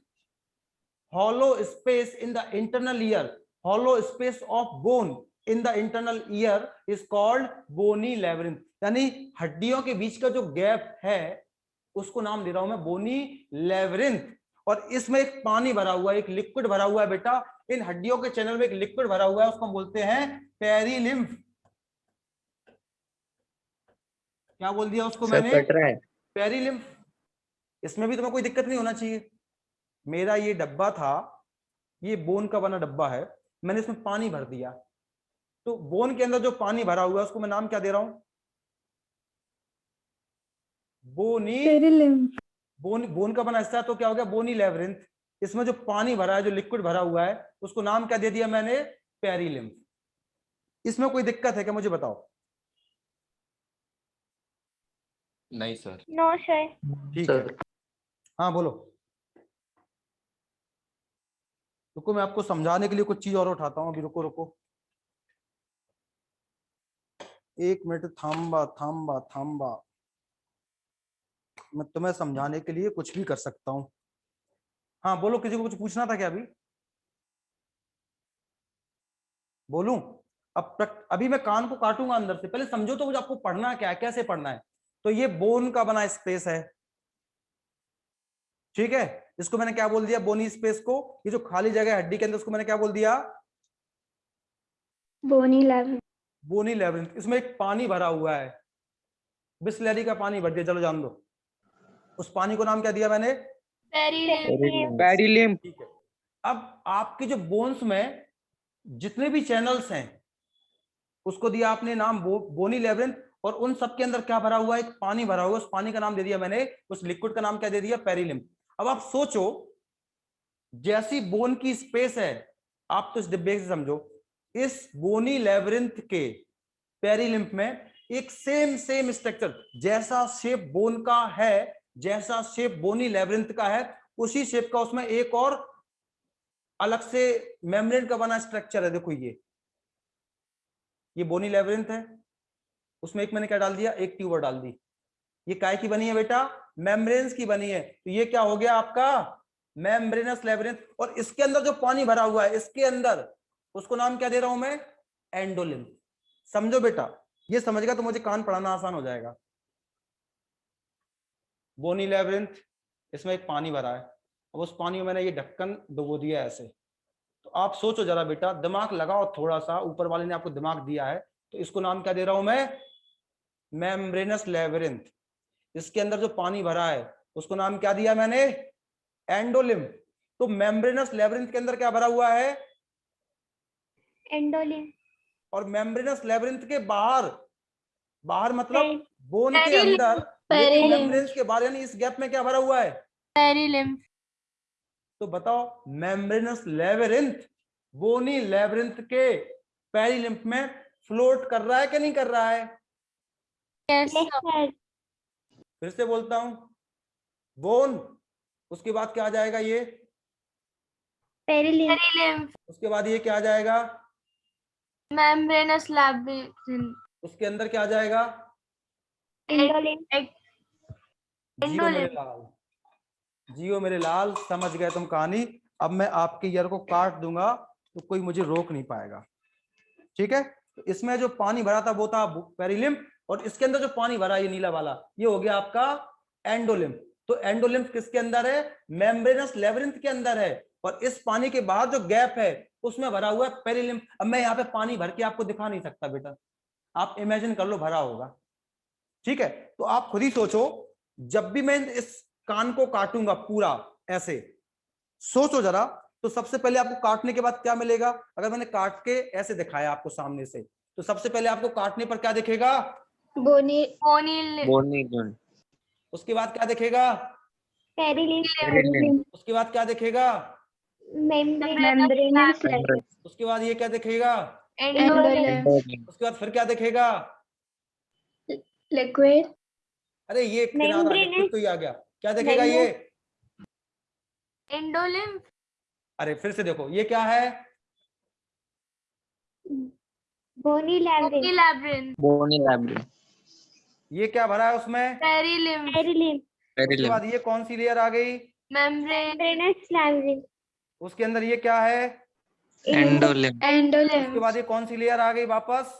Membranes लैब्रिन उसके बाद ये कौन सा पानी आ गया वापस? पेरिलिम उसके बाद कौन सी बोन आ गई नीचे? बोनी लैब्रिन तो पता है कितने चैम्बर बन रहे हैं? आप प्रैक्टिकली सोचो जरा, एक चैम्बर तो ये बना बोन्स के और मेम्ब्रेनस लैब्रिन्थ के बीच में, बोन्स के बीच में और मेम्ब्रेनस के बीच में गैप बना, एक चैम्बर ये बना, और एक चैम्बर बना मेम्ब्रेनस लैब्रिन्थ के बीचों बीच, इसके बीच में भी एक चैम्बर बना ना, ये एक चैम्बर तो इन दोनों के बीच में बना, एक चैम्बर ये बना, और एक चैम्बर वापस फिर नीचे बनेगा।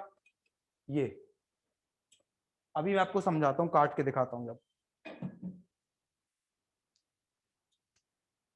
चलिए, तो अभी तो आप इतना देखो कि ये बोनी लैबिरिंथ है, और उसके अंदर सेम स्ट्रक्चर का बना क्या तैर रहा होगा इसके अंदर? Membranes labyrinth. ये आपको समझ में आ गया? इसके अंदर क्या कहानी है वो समझ में आ गई? इसके अंदर मैंने अभी काटा नहीं है, इमेजिन कर पा रहे हो? यस सर ठीक है, ठीक है, ठीक है। अब मैं क्या करता हूँ, ये जो उसका कॉकलिया है इसको काट के दिखाता हूं, और ये वाले पार्ट को भी काट के देखते हैं। तो इसके अंदर पूरी स्ट्रक्चर में क्या फ्लोट कर रहा है? इस पूरे स्ट्रक्चर में, इस बोन के अंदर क्या फ्लोट कर रहा है? Membranes labyrinth. और वो किस पानी में फ्लोट कर रहा है? पेरिलिम हाँ, और मेम्ब्रेनस लैबिरिंथ जो फ्लोट कर रहा है उसके अंदर कौन सा पानी भरा हुआ है? एंडोलिम बस, तो इसके अंदर जो चीज फ्लोट कर रही है मेम्ब्रेन्स की बनी, मैं उसको निकालता हूं डायरेक्ट, मैं उसको निकालता हूं डायरेक्ट, निकालता हूं, और ये निकाल दिया। अब ये चीज मेम्ब्रेन्स की बनी है, और ये काय के अंदर तैर रही है? पेरिलिम के अंदर। यानी ये खुद क्या है? ये खुद मेम्ब्रेनस लैबिरिंथ है, यानी इसके अंदर जो पानी भरा हुआ है अब ये क्या है? एंडोलिम भरा हुआ है। क्या भरा हुआ है? एंडोलिम। और इनके बाहर क्या भरा होगा? इनके बाहर क्या भरा होगा? पेरिलिम उसके बाद क्या आ जाएगी? बोन आ जाएगी कि नहीं आ जाएगी? इमेजिन करो जरा, आ रहा डायग्राम कुछ समझ में? यस सर ठीक है, तो जहां पर आपको वो दिख रहे थे ना, ये वाला पार्ट, ये जो देखो ये ट्यूब जैसा दिख रहा है आपको, ट्यूब जैसा, 3 ट्यूब होती है इसमें। एक होती है ऐसे एक दूसरे के परपेंडिकुलर होती है, एक दूसरे के 90 डिग्री पर होती है। ठीक है, तो एक ट्यूब इधर होगी, एक इधर होगी, एक पीछे होगी। देखो ये दिख रही है आपको, ये इनके अंदर मेम्ब्रेन की बनी हुई ट्यूब है, उसको आप देखो तो देखो ये है ये। या मैं इसका रफ डायग्राम बना देता हूं, सबसे बढ़िया काम है रफ डायग्राम। तो जो आपका बोनी लैबिरिंथ था उसके अंदर जो मेम्ब्रेनस लैबिरिंथ है, मैं उसका डायग्राम बना रहा हूं। तो 3 ट्यूब होती हैं बेटा,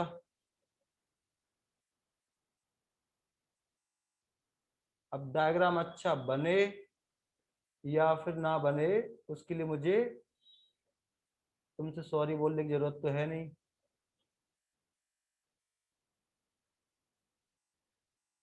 मेरे से जैसे हो सकता है उतना मैं अपनी बनाने की कोशिश करता हूं। तो ये 3 है आप में सेमी सर्कुलर कैनाल, एक हो जाएगा एंटीरियर, एक हो जाएगा पोस्टीरियर, एक हो जाएगा लेटरल। तो ये 3 सेमी सर्कुलर कैनाल है आप में।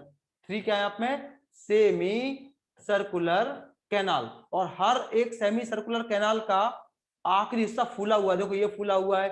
सेमी मतलब होता है आधा, सेमी मतलब आधा, सर्कुलर मतलब गोल। तो पूरा गोल तो ऐसे होगा ना, आधा गोल ऐसा आएगा कि नहीं आएगा? So called semi circular canal. ये 3 होती हैं, 1 2 3। तो हर एक सेमी सर्कुलर कैनाल का आखिरी हिस्सा एनलार्ज हो जाता है, स्वेल अप हो जाता है, उसको बोलते हैं एम्पुला। क्या बोलते हैं इसको? एम्पुला। तो एक सेमी सर्कुलर कैनाल में एक एम्पुला होगा, दूसरी में भी एक एम्पुला होगा और तीसरी में भी एक एम्पुला होगा। और इनके अंदर लिक्विड कौन सा भरा होगा बेटा? इंडोलिम। एंडोलिम। एंडोलिम। और ये खुद क्या है? Membranes labyrinth. और इसके आसपास क्या होगी? हड्डी होगी, बोन होगी। आप इमेजिन करो, इसके आसपास पेरिलिम्फ होगा तो उसके बाद बोन आ जाएगी। इमेजिन कर लो बेटा। अब आप देखोगे यहां पर ये जो आपका एम्पुला है ना, एम्पुला, उसमें सेंसरी पैचेज रहते हैं, रिज रहता है सेंसरी, यानी हर एक सेमी सर्कुलर कैनाल के फूले हुए हिस्से जिसको हम बोलते थे एम्पुला, उसमें एक प्रोजेक्टेड रिज रहता है जिसको हम बोलते हैं क्रिस्टा या क्रिस्टी एम्पुलेरिस। मैं तो बोलूंगा इसको क्रिस्टा। तो ये एक कान के अंदर 3 क्रिस्टा मिलेंगे आपको, क्योंकि एक कान के अंदर 3 सेमी सर्कुलर कैनाल होंगे, तो 3 क्रिस्टा इस तरफ मिलेंगे और 3 इस तरफ मिलेंगे। तो मैं एक कान को पढ़ा रहा हूं, तो सेमी सर्कुलर कैनाल के बेस का जो हिस्सा फूला हुआ है उसमें एक सेंसरी स्ट्रक्चर है, एक नर्वस पैच है, उसको नाम मैंने क्या दे दिया? क्रिस्टा। और ये आपको पता है किसको मेंटेन करता है? सर्कुलर मोशन को। जो आप चक्कर खाते हो ना ऐसे ऐसे, जो आपको चक्कर आते हैं ना, वो इस वजह से आते हैं, इनके वजह से आते हैं, ये डिस्टर्ब हो जाते हैं आप में, इसलिए आप जब भी स्पिनिंग करते हो तो आपको चक्कर आने लगते हैं, या जब भी आप ऐसे झूले पे झूलते हो तो आपको सिर चकरा जाता है, वो सब इस वजह से होता है। तो सी फॉर क्रिस्टा, और सी फॉर सेमी सर्कुलर कैनाल, और सी फॉर सर्कुलर मोशन। कैसे याद रखना? वैसे तो एनसीईआरटी में लिखा है बैलेंसिंग करता है, इतना लिखता है, पर ये कौन सी रोटेशन को मेंटेन करता है? ये इसको, सर्कुलर मोशन को, जो आप चक्कर खाते हो। ठीक है, तो ये आपका बैलेंसिंग का काम करता है। अब देखो जरा, इसके नीचे एक पार्ट और आता है, इसको हम बोलते हैं यूट्रिकल, और इसके नीचे एक पार्ट और आता है, उसको हम बोलते हैं सैक्यूल, और उससे निकल जाता है फिर कॉक्लियर डक्ट। जो डायग्राम अभी बनाया था ना रियल में, वो एक्चुअली ऐसा डायग्राम है ये। तो ये पूरा आपका मेम्ब्रेनस लेबिरिंथ है। तो सोचो, ये जो आपका यूट्रिकल और सैक्यूल है, तो यहां भी एक नर्वस पैच होता है, जैसे इनमें होते थे सेमी सर्कुलर कैनाल में, ऐसे ही नर्वस पैच इसमें भी होता है। इन दोनों को मिला के हम बोलते हैं बेटा क्या? मैकुला। दोनों को मिला के क्या बोलते हैं? मैकुला या मैकुली, कोई दिक्कत नहीं है। ये आपके लीनियर एक्सीलरेशन को या स्टैटिक इक्विलिब्रियम को मेंटेन करता है। आपको लगता है स्टैटिक बहुत आसान है, नहीं, आप लगातार 1 घंटे ऐसे खड़े रहना, खड़े नहीं हो पाओगे, आपको चक्कर आ जाएंगे। आप 1 घंटे तक लगातार ऐसे खड़े रह जाना, या कई लोग खड़े होते हैं ना, प्रे जब करते हैं हम स्कूलों में, जब प्रे होती कि नहीं होती, कई लोगों को चक्कर आ जाते हैं, या कई लोगों को खड़े खड़े चक्कर आते ना। जब पहले के जमाने में टिकट की लाइन लेते थे ना क्रिकेट मैच की, तो बीच में चक्कर आ जाते थे, तो एक साथ खड़ा होना भी बहुत मुश्किल काम होता है। तो जो आपका स्टैटिक इक्विलिब्रियम मेंटेन है वो कौन करता है? मैकुला। और जो आपका ये वाला बैलेंसिंग है, या मैं बोलूं डायनामिक इक्विलिब्रियम को कौन मेंटेन करता है? क्रिस्टा। ये करता है डायनामिक इक्विलिब्रियम को। और जो आपका स्टैटिक इक्विलिब्रियम है उसको कौन करता है? ये करता है। तो इन पार्ट्स को हम बोलते हैं बेटा क्या? मैं इसके नाम भी लिख रहा हूं, इसको बोलते हैं बेटा यूट्रिकल या यूट्रिकुलस, कुछ भी बोलो एक ही बात है, यूट्रिकल। और इसको हम बोलते हैं सैकुलस या सैक्यूल। तो ये हो गया आपका यूट्रिकल, ये हो गया सैक्यूल, और इन दोनों को जोड़ने वाली जो नली है इसको बोलते हैं यूट्रिकुलो सैक्युलर डक्ट। तो यूट्रिकल और सैक्यूल, ठीक है, इन दोनों को मिला के हम बोलते हैं बेटा ऑटोलिथिक। एनसीईआरटी में लिखा है ऑटोलिथिक ऑर्गन। ऑटो मतलब कान, लिथ मतलब होता है पत्थर, ऑटोलिथिक ऑर्गन। क्या बोलते हैं इसको? ऑटोलिथिक ऑर्गन। क्योंकि इनके अंदर जो मैकुला है बेटा, चाहे वो यूट्रिकल हो चाहे वो सैक्यूल हो, इन दोनों को मिला के आपने नाम क्या दे दिया बेटा?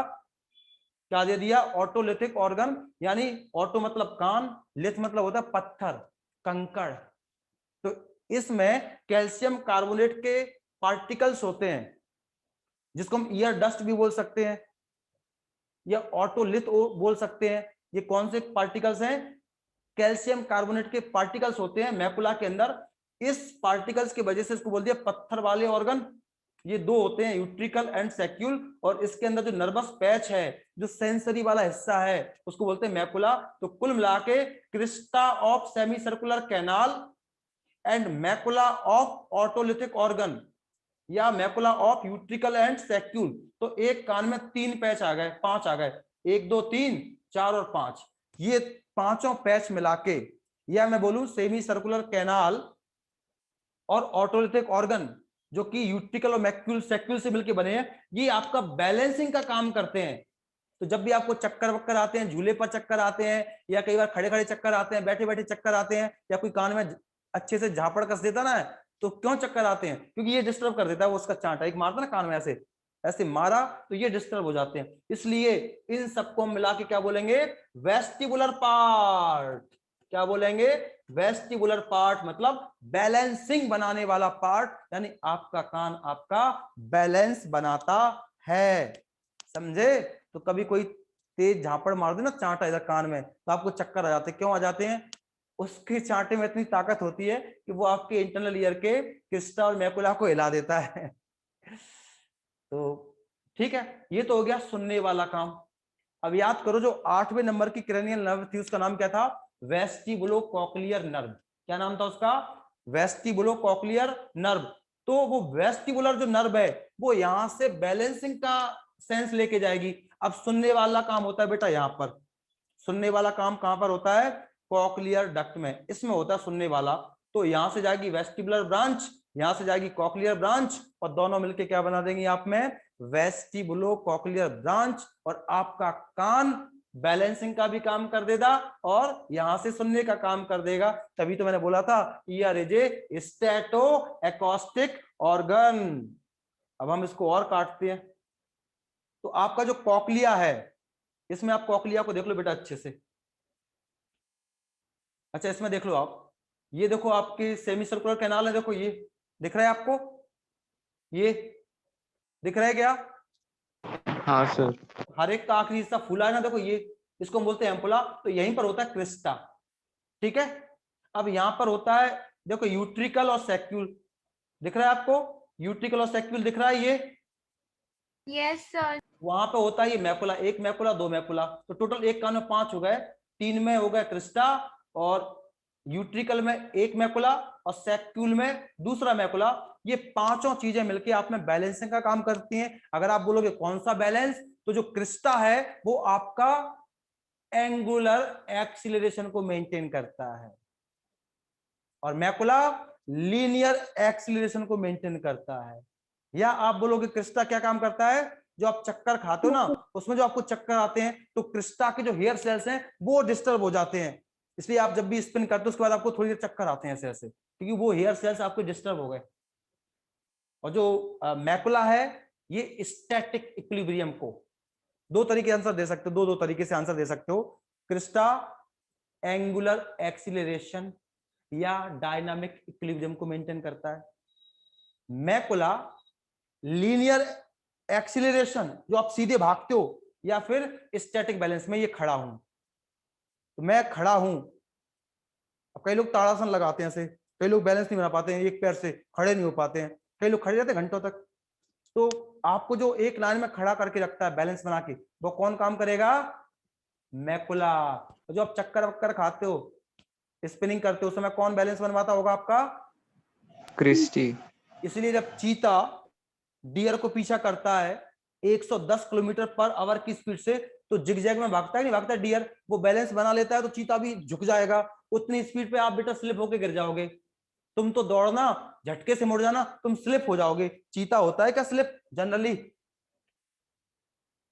नहीं। हाँ, तो जो लोग तेज दौड़ना कल, जो अपना आलोक ने तो आज कमेंट की झड़ी लगा दी, झड़ी लगा दी। अच्छा, बोर तो नहीं हो रहे हो? सच सच बताना। No sir. नए बच्चों से पूछ लूं जरा मैं, क्योंकि वो बेचारे पहले दिन पक गए होंगे। ओम पाटिल? नहीं सर, बोर नहीं हुआ। हाँ, आर्यन तो खैर अब पुराना ही हो गया, फिर भी पूछता हूँ। आर्यन? नहीं सर, बिल्कुल भी नहीं। कुरैशी साहब? No sir. शोएब हो ना तुम? शोएब? कामरान है। अच्छा अच्छा, ठीक है। और मैं तो एक बात बोलता हूँ, अगर आप लोग बोर हो भी रहे हो तो तुमको हंसाने को क्या मैं यहाँ पे डांस करूं? कुछ लोग बोलते सर आज तो बोर हो गए, तो तुमको हंसाने को मैं यहाँ पे डांस करूं क्या? मुझसे जितना हो सकता है मैं आपको एंटरटेन करने की कोशिश करता हूँ विथ नॉलेज। टाइम पास भी आपको नॉलेज के साथ करना पड़ेगा। अब ऑफलाइन में होता तो और मजा आता भी, ऑनलाइन में क्या मैं जितना कुछ बोलना चाहता हूँ वो नहीं बोल पाता, क्योंकि यहाँ पे वो पूरा आपको दिख नहीं पाता है, या मैं जो डायग्राम्स और ड्रॉ कर सकता हाथ से वो नहीं कर पा रहा हूँ।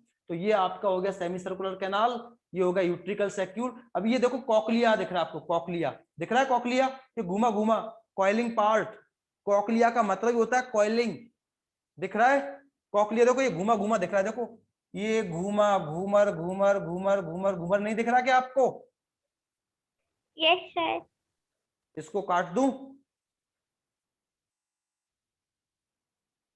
काट दूं चाकू से? हाँ सर। तो पहले जो घुमा घुमा पार्ट है बेटा, इसको मैं क्या करता हूं सीधा कर देता हूं, देखो ऐसे सीधा। तो आप इसको देखोगे तो देखो इधर चौड़ा है, फिर आगे नैरो होता चला गया, देखो नैरो होता चला गया। अगर आप रियल डायग्राम इसका देखोगे ना तो आपको पता कैसा दिखेगा, देखो ये ब्रॉड है पहले, देखो ये, और धीमे धीमे धीमे ये नैरो होता चला जा रहा है बेटा, पतला नहीं होता चला जा रहा है, देखो पतला सा। अब यहाँ पे अच्छा नहीं बन पाया, तो जब मैं इसको सीधा करूंगा, आप इसको यहां से खींच के सीधा कर दो, तो मैं सीधा करूंगा तो डायग्राम बेटा मुझे लगता है ऐसा आ जाएगा। सच सच बोलना, ऐसा नहीं आ जाएगा? जो चीज कॉइलिंग थी, जो चीज कॉइलिंग थी हाँ सर। मैंने इसको डीकॉइल कर दिया। इसको मैं पढ़ाऊंगा तो बेटा सीधा करना पड़ेगा मुझे, मैं इसको सीधा कर रहा हूं, यहां से पकड़ के मैंने खींच दिया ऐसे, तो सीधा नहीं हो जाएगा ऐसा? हाँ सर। बिल्कुल सही बोला आपने। अब ये तो हो गया आपका बोनी लैबिरिंथ, हो गया कि नहीं हो गया? और बड़ा बनाता हूँ बेटा, रुको जरा, आज मैं ऐसा पोस्टमार्टम करूंगा इसका कि तुम्हारा कान भी जिंदगी भर याद रखेगा। भार्गव सर से पाला पड़ा था मेरा। तो ये आपका कौन सा लैबिरिंथ है, बोनी या मेम्ब्रेनस? बोनी। Very good. सिर्फ मैंने इस हड्डी को सीधा कर दिया बेटा, कॉकलिया नामक कॉइलिंग जो कॉइल्ड बोन थी ना उसको मैंने डीकॉइल कर दिया, खोल के सीधा कर दिया। तो ये इधर देखो चौड़ा था, इधर सकरा है, क्योंकि यहाँ पे देखो ये चौड़ा है, धीमे धीमे नैरो होता जा रहा है। जब मैं इसको डीकॉइल करूंगा तो इधर चौड़ा और आगे नैरो नहीं होता जाएगा? होता जाएगा ना? ठीक है। अब देखो जरा इसके अंदर कौन सी स्ट्रक्चर फ्लोट कर रही है? पेरिलिन। फ्लोट कौन सी मेम्ब्रेन। हाँ, मेम्ब्रेन लैबिरिंथ। Very good. तो उसको भी मैं ऐसे ही बना दूं?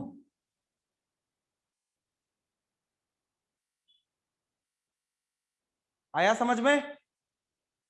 और इसके बाद ये था आपका मिडिल ईयर, क्योंकि मैंने इंटरनल ईयर के ऊपर इधर इधर होते हैं आपके सेमी सर्कुलर कैनाल वगैरह, इधर मैंने वो डायग्राम बना नहीं रहा हूं।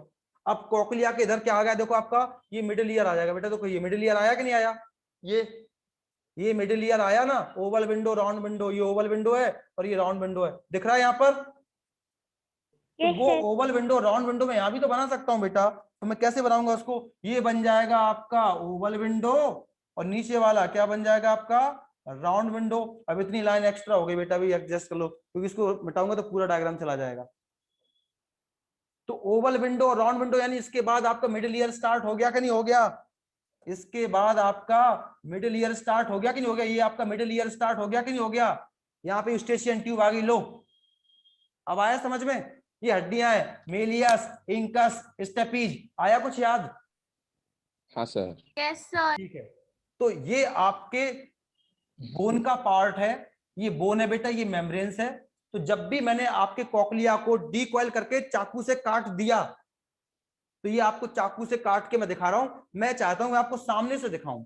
जो डायग्राम आपको ऐसे दिख रहा है, मैं चाहता हूं उसको मैं ऐसे से कैसा कर दूं, ऐसा कर दूं, सामने से दिखाऊं। तो मैं आपको सामने से दिखा रहा हूं। अब तो सबसे पहले ब्लू कलर है, तो सामने से काटने पर भी आपको सबसे पहले क्या दिखना चाहिए बेटा?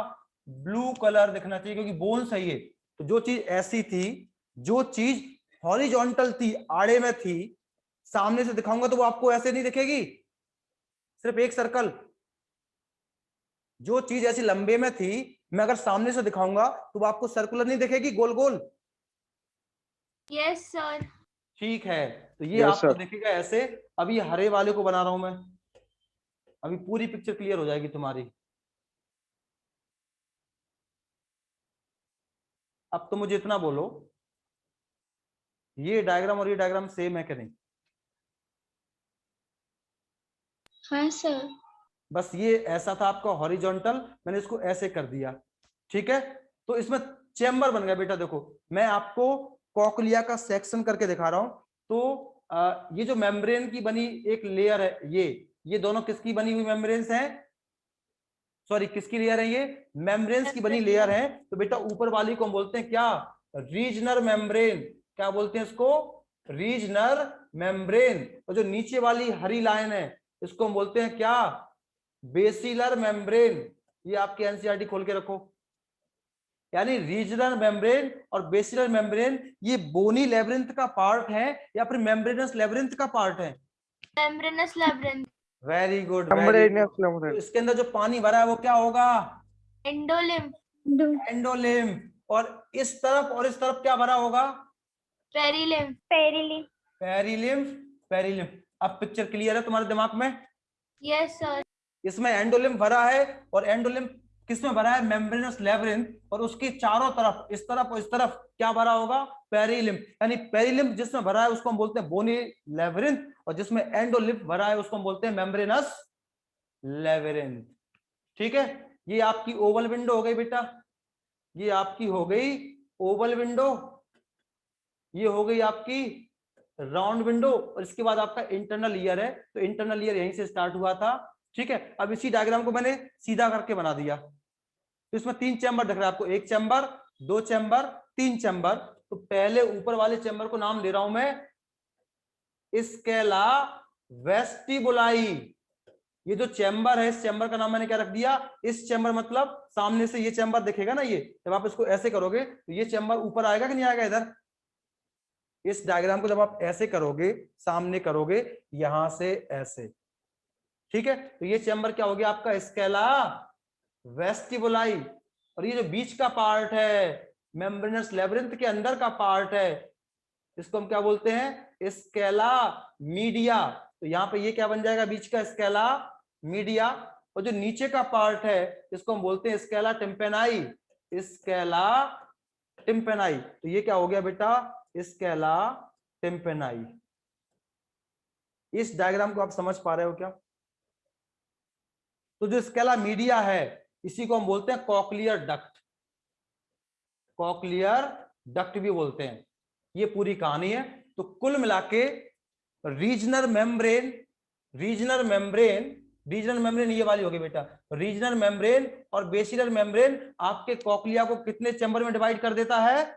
3 में। रीजनल मेम्ब्रेन से ऊपर वाला, रीजनल मेम्ब्रेन से ऊपर वाला चैम्बर क्या कहलाएगा? Scala vestibuli. और जो ये वाली मेम्ब्रेन है जिसको मैंने क्या नाम दिया था? Basilar membrane. ये तो नीचे वाली जो ग्रीन लाइन है वो क्या हो जाएगी? Basilar membrane. तो बेसिलर मेम्ब्रेन के नीचे वाला पार्ट क्या हो जाएगा? स्केला टेम्पेनाई। और रीजनल मेम्ब्रेन और बेसिलर मेम्ब्रेन के बीच वाला पार्ट क्या हो जाएगा? Scala media. आप क्वेश्चन को आंसर देना सीखो बेटा। रीजनल मेम्ब्रेन के ऊपर वाला पार्ट क्या हो गया? Scala vestibuli. Scala vestibuli. और बेसिलर मेम्ब्रेन के नीचे का पार्ट क्या हो गया? स्केला टेम्पेनाई। और रीजनल मेम्ब्रेन और बेसिलर मेम्ब्रेन के बीच का पार्ट क्या हो गया? Scala media. तो ये स्केला वेस्टिबुलाई, ये स्केला टेम्पेनाई, ये स्केला मीडिया हो गया। तो जो स्केला मीडिया में आपका जो बेसिलर मेम्ब्रेन है बेटा, यहीं पर आपके सुनने का ऑर्गन होता है, उसको हम बोलते हैं ऑर्गन ऑफ कॉर्टाई। जो आप कानों से सुनते हो ना, वो सुनने वाली चीज कहां पर है बेटा? वो सुनने वाली चीज कहां पर है आपकी? ये रही। वो किस पर है? बेसिलर मेम्ब्रेन पर है, लेकिन किसके अंदर है? स्केला मीडिया के अंदर, यानी मेम्ब्रेनस लेबिरिंथ के अंदर है। समझे या ऊपर से जा रहा है? तो आप यहां से सुनते हो बेटा, इस चीज से सुनते हो, इस चीज से सुनते हो। तो ये चीज मैंने इसको काट के दिखाया बेटा अंदर से। तो इसको आप काटोगे सीधा करके तो ऐसा दिखेगा, और मैं अगर सामने से दिखाऊंगा तो डायग्राम कुछ ऐसा दिखेगा। तो ये ओवल विंडो से आपकी आवाज यहाँ पे जाएगी, फिर ये स्केला वेस्टिबुलाई स्केलर टिम्पेनाई से देखो कनेक्टेड इस छेद से। देखो यहाँ पर ये दोनों का कनेक्शन है कि नहीं, ये चैम्बर का इस चैम्बर से कनेक्शन है कि नहीं, तो इस छेद को हाँ, बोलते हैं सर। बेटा, हाँ, पता है क्या बोलते हैं, हेलिकोट्रोमा। इस छिद्र को बोलते हैं हेलिकोट्रोमा, यानी scala vestibuli is connected with scala tympani through a aperture, एक छोटे से छिद्र के थ्रू कनेक्टेड है, उस छिद्र का नाम होता है हेलिकोट्रोमा। अभी बताऊंगा। अब मैं आपको लेके आ गया कहां पर, इस ऑर्गन तक, ऑर्गन ऑफ कॉर्टाई। तो organ of Corti basilar membrane, यानी यहां पर होगा बेटा, देखो ये रहा बेसिलर मेम्ब्रेन के ऊपर, मेम्ब्रेनस लेब्रिंथ के अंदर एंडोलिम्फ में डूबा हुआ है ये ऑर्गन ऑफ कॉर्टाई। अब मैं इसको उठा लूं ऑर्गन ऑफ कॉर्टाई को बाहर, बोलो। अब मैं आपको बताता हूं। अच्छा देखो ये डायग्राम मैंने क्या बताया था, ये था, देख लो बेटा, ये क्या है, स्केला वेस्टिबुलाई, ये स्केला टिम्पेनाई, और ये क्या हो जाएगा, कॉक्लियर डक्ट या स्केला मीडिया। इसी स्केला मीडिया में बेसिलर मेम्ब्रेन के ऊपर क्या होता है, ये ऑर्गन ऑफ कॉर्टाई, ये रहा ऑर्गन ऑफ कॉर्टाई, देख लो बेटा, ये लिखा है ऑर्गन ऑफ कॉर्टाई। अब तो दिख रहा है क्लियर। तो इसमें क्या भरा होगा, पेरिलिम्फ, इसमें क्या भरा होगा, पेरिलिम्फ, लेकिन इसमें क्या भरा होगा, एंडोलिम्फ। एंडोलिम्फ, ठीक है। और ये ऑर्गन ऑफ कॉर्टाई है ना, ये सुनने का काम करता है, तो मैं इसका अलग से डायग्राम निकालता हूं जिससे आज मैं आपको सुना सकूं कुछ। तो ये तो बेटा रहा इसका डायग्राम, ये ऑर्गन ऑफ कॉर्टाई है। ये किसके ऊपर है बेटा, बेसिलर मेम्ब्रेन के ऊपर है, यानी यहां पर ये कौन सी मेम्ब्रेन होने वाली होगी, इधर ये कौन सी मेम्ब्रेन होगी, इधर रीजनल। रीजनल मेम्ब्रेन, ठीक है। इसके इधर क्या भरा होगा, पेरिलिम्फ, इस लाइन के ऊपर क्या भरा होगा, पेरिलिम्फ, और उसके बाद इधर भी बोन आ जाएगी, और उस लिक्विड के बाद भी बोन आ जाएगी। तो डायग्राम को इमेजिन करो, आप पढ़ क्या रहे हो यार। चलो ये है आपका बेसिलर मेम्ब्रेन के ऊपर ऑर्गन ऑफ कॉर्टाई। तो ऑर्गन ऑफ कॉर्टाई में ये सेल्स रहते हैं बेटा, देखो ये सेल्स, एक सेल और दो सेल, तो इसको हम बोलते हैं इनर रॉड सेल।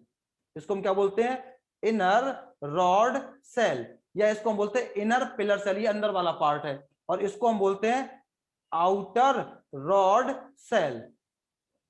ये दोनों सेल्स ऐसे स्ट्रेट नहीं होते बेटा, ये आपस में ऐसे चिपक जाते हैं।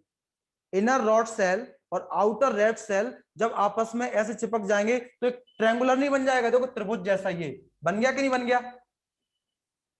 इस ट्रायंगल को हम बोलते हैं बेटा टनल ऑफ कॉर्टाई। एनसीईआरटी में लिखा नहीं बेटा है, ठीक है ना, टनल ऑफ कॉर्टाई, यानी टनल ऑफ कॉर्टाई के जो अंदर की तरफ सेल है पिलर जैसी, उसको बोलते हैं इनर रॉड सेल या इनर पिलर सेल। और टनल ऑफ कॉर्टाई के जो बाहर की तरफ है उसको बोलते हैं आउटर रॉड सेल या आउटर पिलर सेल। तो इनर रॉड सेल के अंदर की तरफ हेयर सेल्स हैं, देखो ये हेयर सेल्स हैं, तो इनको हम बोलते हैं इनर हेयर सेल्स। और इन सेल्स के जो सीलिया होते हैं इसको बोलते हैं स्टीरियोसीलिया। क्या बोलते हैं, एनसीईआरटी में लिखा भी है, क्या बोलते हैं, स्टीरियोसीलिया। तो इनर हेयर सेल की एक ही लाइन होती है जिसका ये मतलब ये खुद ही न्यूरॉन है बेटा, तो ये इसका एक्सॉन नहीं निकल जाएगा आगे चल के। देखो एक्सॉन, कलर चेंज कर देता हूं, उनको कौन सा कलर लूं मैं बेटा, कोई अच्छा सा कलर लेता हूं मैं, ये वाला ग्रीन अच्छा रहेगा थोड़ा सा। तो देखो ये इसका एक्सॉन निकल गया। तो एक लाइन है ये, एक सेल नहीं है बेटा, एक लाइन है ये, इसमें 2500 से 3000 के आसपास न्यूरॉन रहते हैं। तो ये आपके इनर हेयर सेल्स हैं। टनल ऑफ कॉर्टाई के अंदर की तरफ जो हेयर सेल्स हैं उसको हम बोलते हैं इनर हेयर सेल्स। और टनल ऑफ कॉर्टाई के बाहर की तरफ जो हेयर सेल्स हैं, जैसे इसकी 3 लाइनें होती हैं, 1 लाइन 2 लाइन 3 लाइन, ये 3 न्यूरॉन नहीं है, 3 लाइन है बेटा। जैसे मेरे क्लास में ये लाइन है, तो इस लाइन में कितने सारे बेंच हैं, तो टोटल 17,000 से 20,000 न्यूरॉन्स होते हैं आपके ऑर्गन ऑफ कॉर्टाई के अंदर। कितने हेयर सेल्स होते हैं टोटल, 20,000 के आसपास होते हैं, याद रखना आपके। तो एक लाइन होती है इनर हेयर सेल्स की और 3 लाइनें होती हैं आपके पास आउटर हेयर सेल्स की। तो इनर हेयर सेल्स को किसने सपोर्ट किया है, क्या नहीं किया है, लेकिन आउटर हेयर सेल्स को, देखो ये लिखा है, आउटर हेयर सेल्स को सपोर्ट किया है इन हरे सेल्स ने। इसको हम बोलते हैं उंगलियों जैसे सेल, फैलेंजियल सेल। क्या बोलते हैं बेटा इसको, pharyngeal cells. फेलेंजियल सेल। जबकि इनर हेयर सेल्स को सपोर्ट किया था किसी ने? नहीं किया था बेटा, इनको सपोर्ट किया है। यानी outer hair cells are supported by phalangeal cells, they are finger like cells. तो फेलेंजेस का मतलब क्या होता है? उंगलियां, उसको हमने बोल दिया उंगलियों वाले सेल्स। अब उसके आगे ये सेल्स ऑफ डीटर होंगे, फिर सेल्स ऑफ क्लाउडियस होंगे, ये स्ट्रिया वेस्कुलरिस होगा। इसके मैं नाम लिख के छोड़ रहा हूं क्योंकि अब मुझे अपना डिटेल में इतना पढ़ाना नहीं है। और इन हेयर सेल्स के ऊपर, चाहे वो इनर हेयर सेल्स हो चाहे वो आउटर हेयर सेल्स हो, उसके ऊपर कौन लटका है? Elastic tectorial membrane. ये किसके ऊपर लटका हुआ है बेटा? इनके ऊपर। जो हेयर सेल्स दिख रहा है आपको, इनर वाले और आउटर वाले, इनके ऊपर कौन हैंगे आपके? कौन हैंगे आपका? Tectorial membrane. ठीक है, तो जब भी ये टेक्टोरियल मेम्ब्रेन इन हेयर सेल्स को टच करेगा तो इसमें करंट पैदा कर देगा कितने का? वो +35 मिली वोल्ट का। अभी ये न्यूरॉन आपके रेस्टिंग कंडीशन में होंगे कि नहीं होंगे? Yes sir. तो जब भी आपका ये टेक्टोरियल मेम्ब्रेन इन हेयर सेल को टच करेगा, अलग अलग फ्रीक्वेंसी से टच करेगा, तो आपको अलग अलग टाइप की साउंड सुनाई देगी, आपको अलग अलग टाइप की ध्वनि सुनाई देगी। ठीक है, तो ये था आपका ऑर्गन ऑफ कॉटाई। कुछ नहीं है बेटा, inner rod cell, outer rod cell, बीच में स्पेस बन गया टनल ऑफ कॉटाई।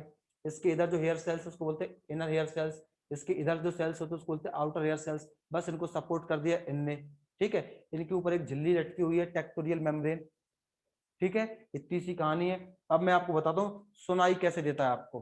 अच्छा देखो, रियल डायग्राम भी देख लो।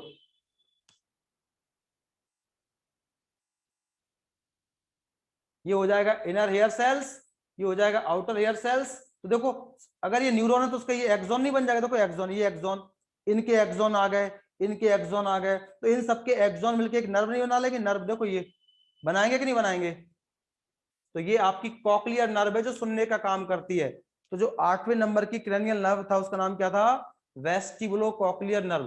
तो क्रिस्टल और मैकुला से कौन सी नर्व निकली? वेस्टिबुलर। और यहां से क्या निकली? कॉक्लियर। और दोनों जुड़ के क्या बन जाएंगी? वेस्टिबुलो कॉक्लियर नर्व। यानी कान आपका यहां से सुनने का लेके जाएगा। अब आपको बताता हूं कैसे सुनते हैं आप लोग। देखो जरा, एक अच्छा खासा डायग्राम में उठाता हूं। चलो, इन्होंने तो बनाया ही नहीं है, चलो मैं ही बना देता हूं आपको।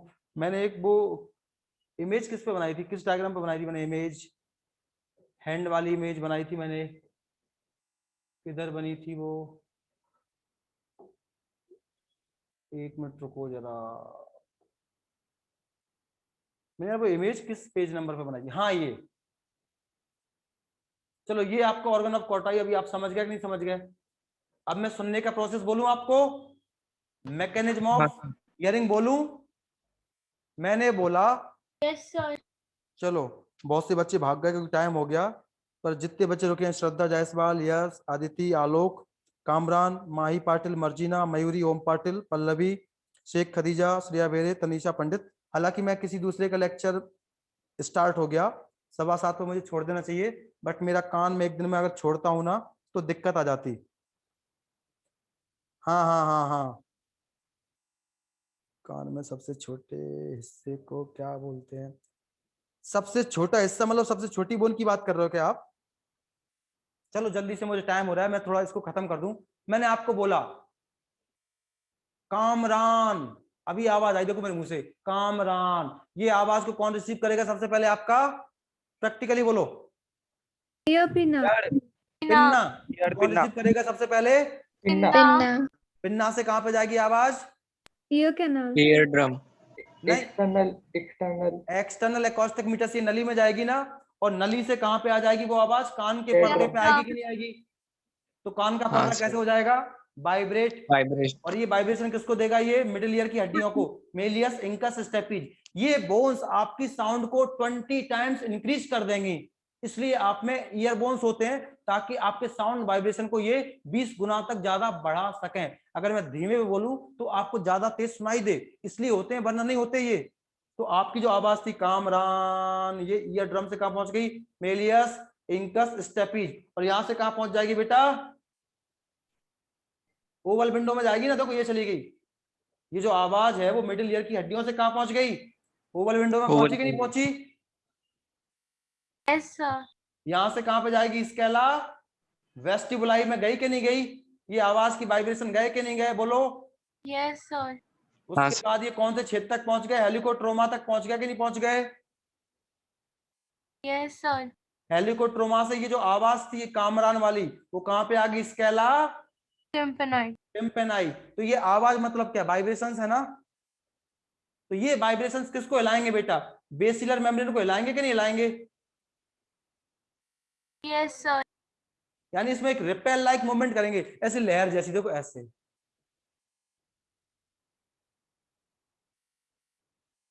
अरे आप रबर को खींचना यार, जो चोटी से बांधते हो उसको ऐसे करना, तो वो घंटों तक ऐसे ऐसे नहीं होती रहती रबर, हेयर बैंड। हाँ सर।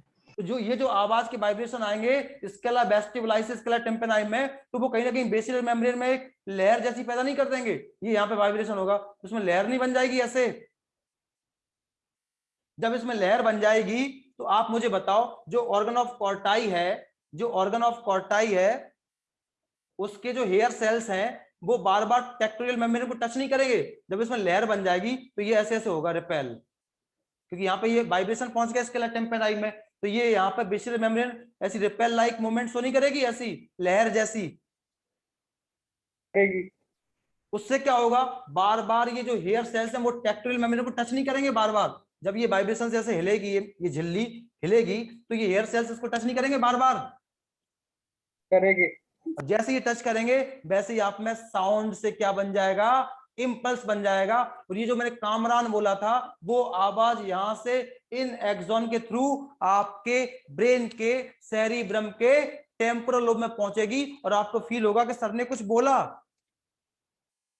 ये कहानी थी यार, टफ लगा क्या। No sir. आप अगर प्रैक्टिकली सोचोगे ना तो बहुत आसान है बेटा, बहुत आसान है। चलो लंबा टाइम ले लिया मैंने। ओम पाटिल,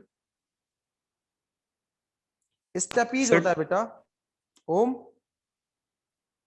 स्टेपीज या स्टेप्स बोलते हैं, कान की सबसे छोटी हड्डी का नाम होता है स्टेप्स। सर टेस्ट कब होगी? मंडे को होगी बेटा, इवनिंग को। आलोक बोला sir salute to you for teaching for such long hours. Thank you, मेरा काम बेटा पढ़ाना है और आप लोग रुके इतने टाइम तक, तो आप लोगों को भी थैंक यू, क्योंकि आप लोगों के दूसरे लेक्चर्स हो सकते हैं। तो कामरान, ओम पाटिल जो नए बच्चे थे काफी टाइम रुके, तो आपको दिल से मेरा बहुत बहुत धन्यवाद। ठीक है, बाकी सभी बच्चे तो मेरे टच में काफी टाइम से हैं, आप लोग इतने लंबे टाइम में पके नहीं मुझसे, ये बहुत अच्छी बात है। चलो ठीक है, वेरी नाइस लेक्चर बोल रहा है ओम पाटिल, ऑफलाइन में पढ़ेंगे तो और ज्यादा नाइस कर देंगे इसको। अभी सब चीजें मुझे ऑनलाइन में इतना बोलते नहीं आता है, बट मैंने कोशिश की अपना 100% देने की। ठीक है, तो मैं अभी रखता हूँ, tata bye bye. Bye sir. Monday को बाय जिसको सर। एनसीईआरटी की रीडिंग पढ़ लेना बेटा, उसके बाद तुम क्या करना, एनसीईआरटी की रीडिंग पढ़ने के बाद शाम का टेस्ट पेपर देना। और मैं मंडे को ऑफलाइन में एनसीईआरटी की रीडिंग इस एलसीडी पर चलाऊंगा और सामने एक्सप्लेन भी करूंगा जो भी डाउट आएंगे बच्चों को। जिसको भी वन शॉट में अगर पूरा चैप्टर करना है एक लेक्चर में 1 घंटे में, तो वो मंडे को सुबह के टाइम लेक्चर में आ सकता है। सर कितने बजे होंगे टेस्ट? टेस्ट तो शाम में होगी ऑनलाइन मोड पर 6 से 7, लेकिन अगर आपको लेक्चर एक ही लेक्चर में पूरा नर्वस सिस्टम पढ़ना है तो आप उस दिन मेरे पास आ सकते हो 9:15 से 10 बजे तक। तो मैं एलसीडी पर आपको 1 घंटे में वन शॉट वीडियो से सब कुछ समझाने की पूरी कोशिश करूंगा। ठीक है, तब तक के लिए Thank you, sir. ओके।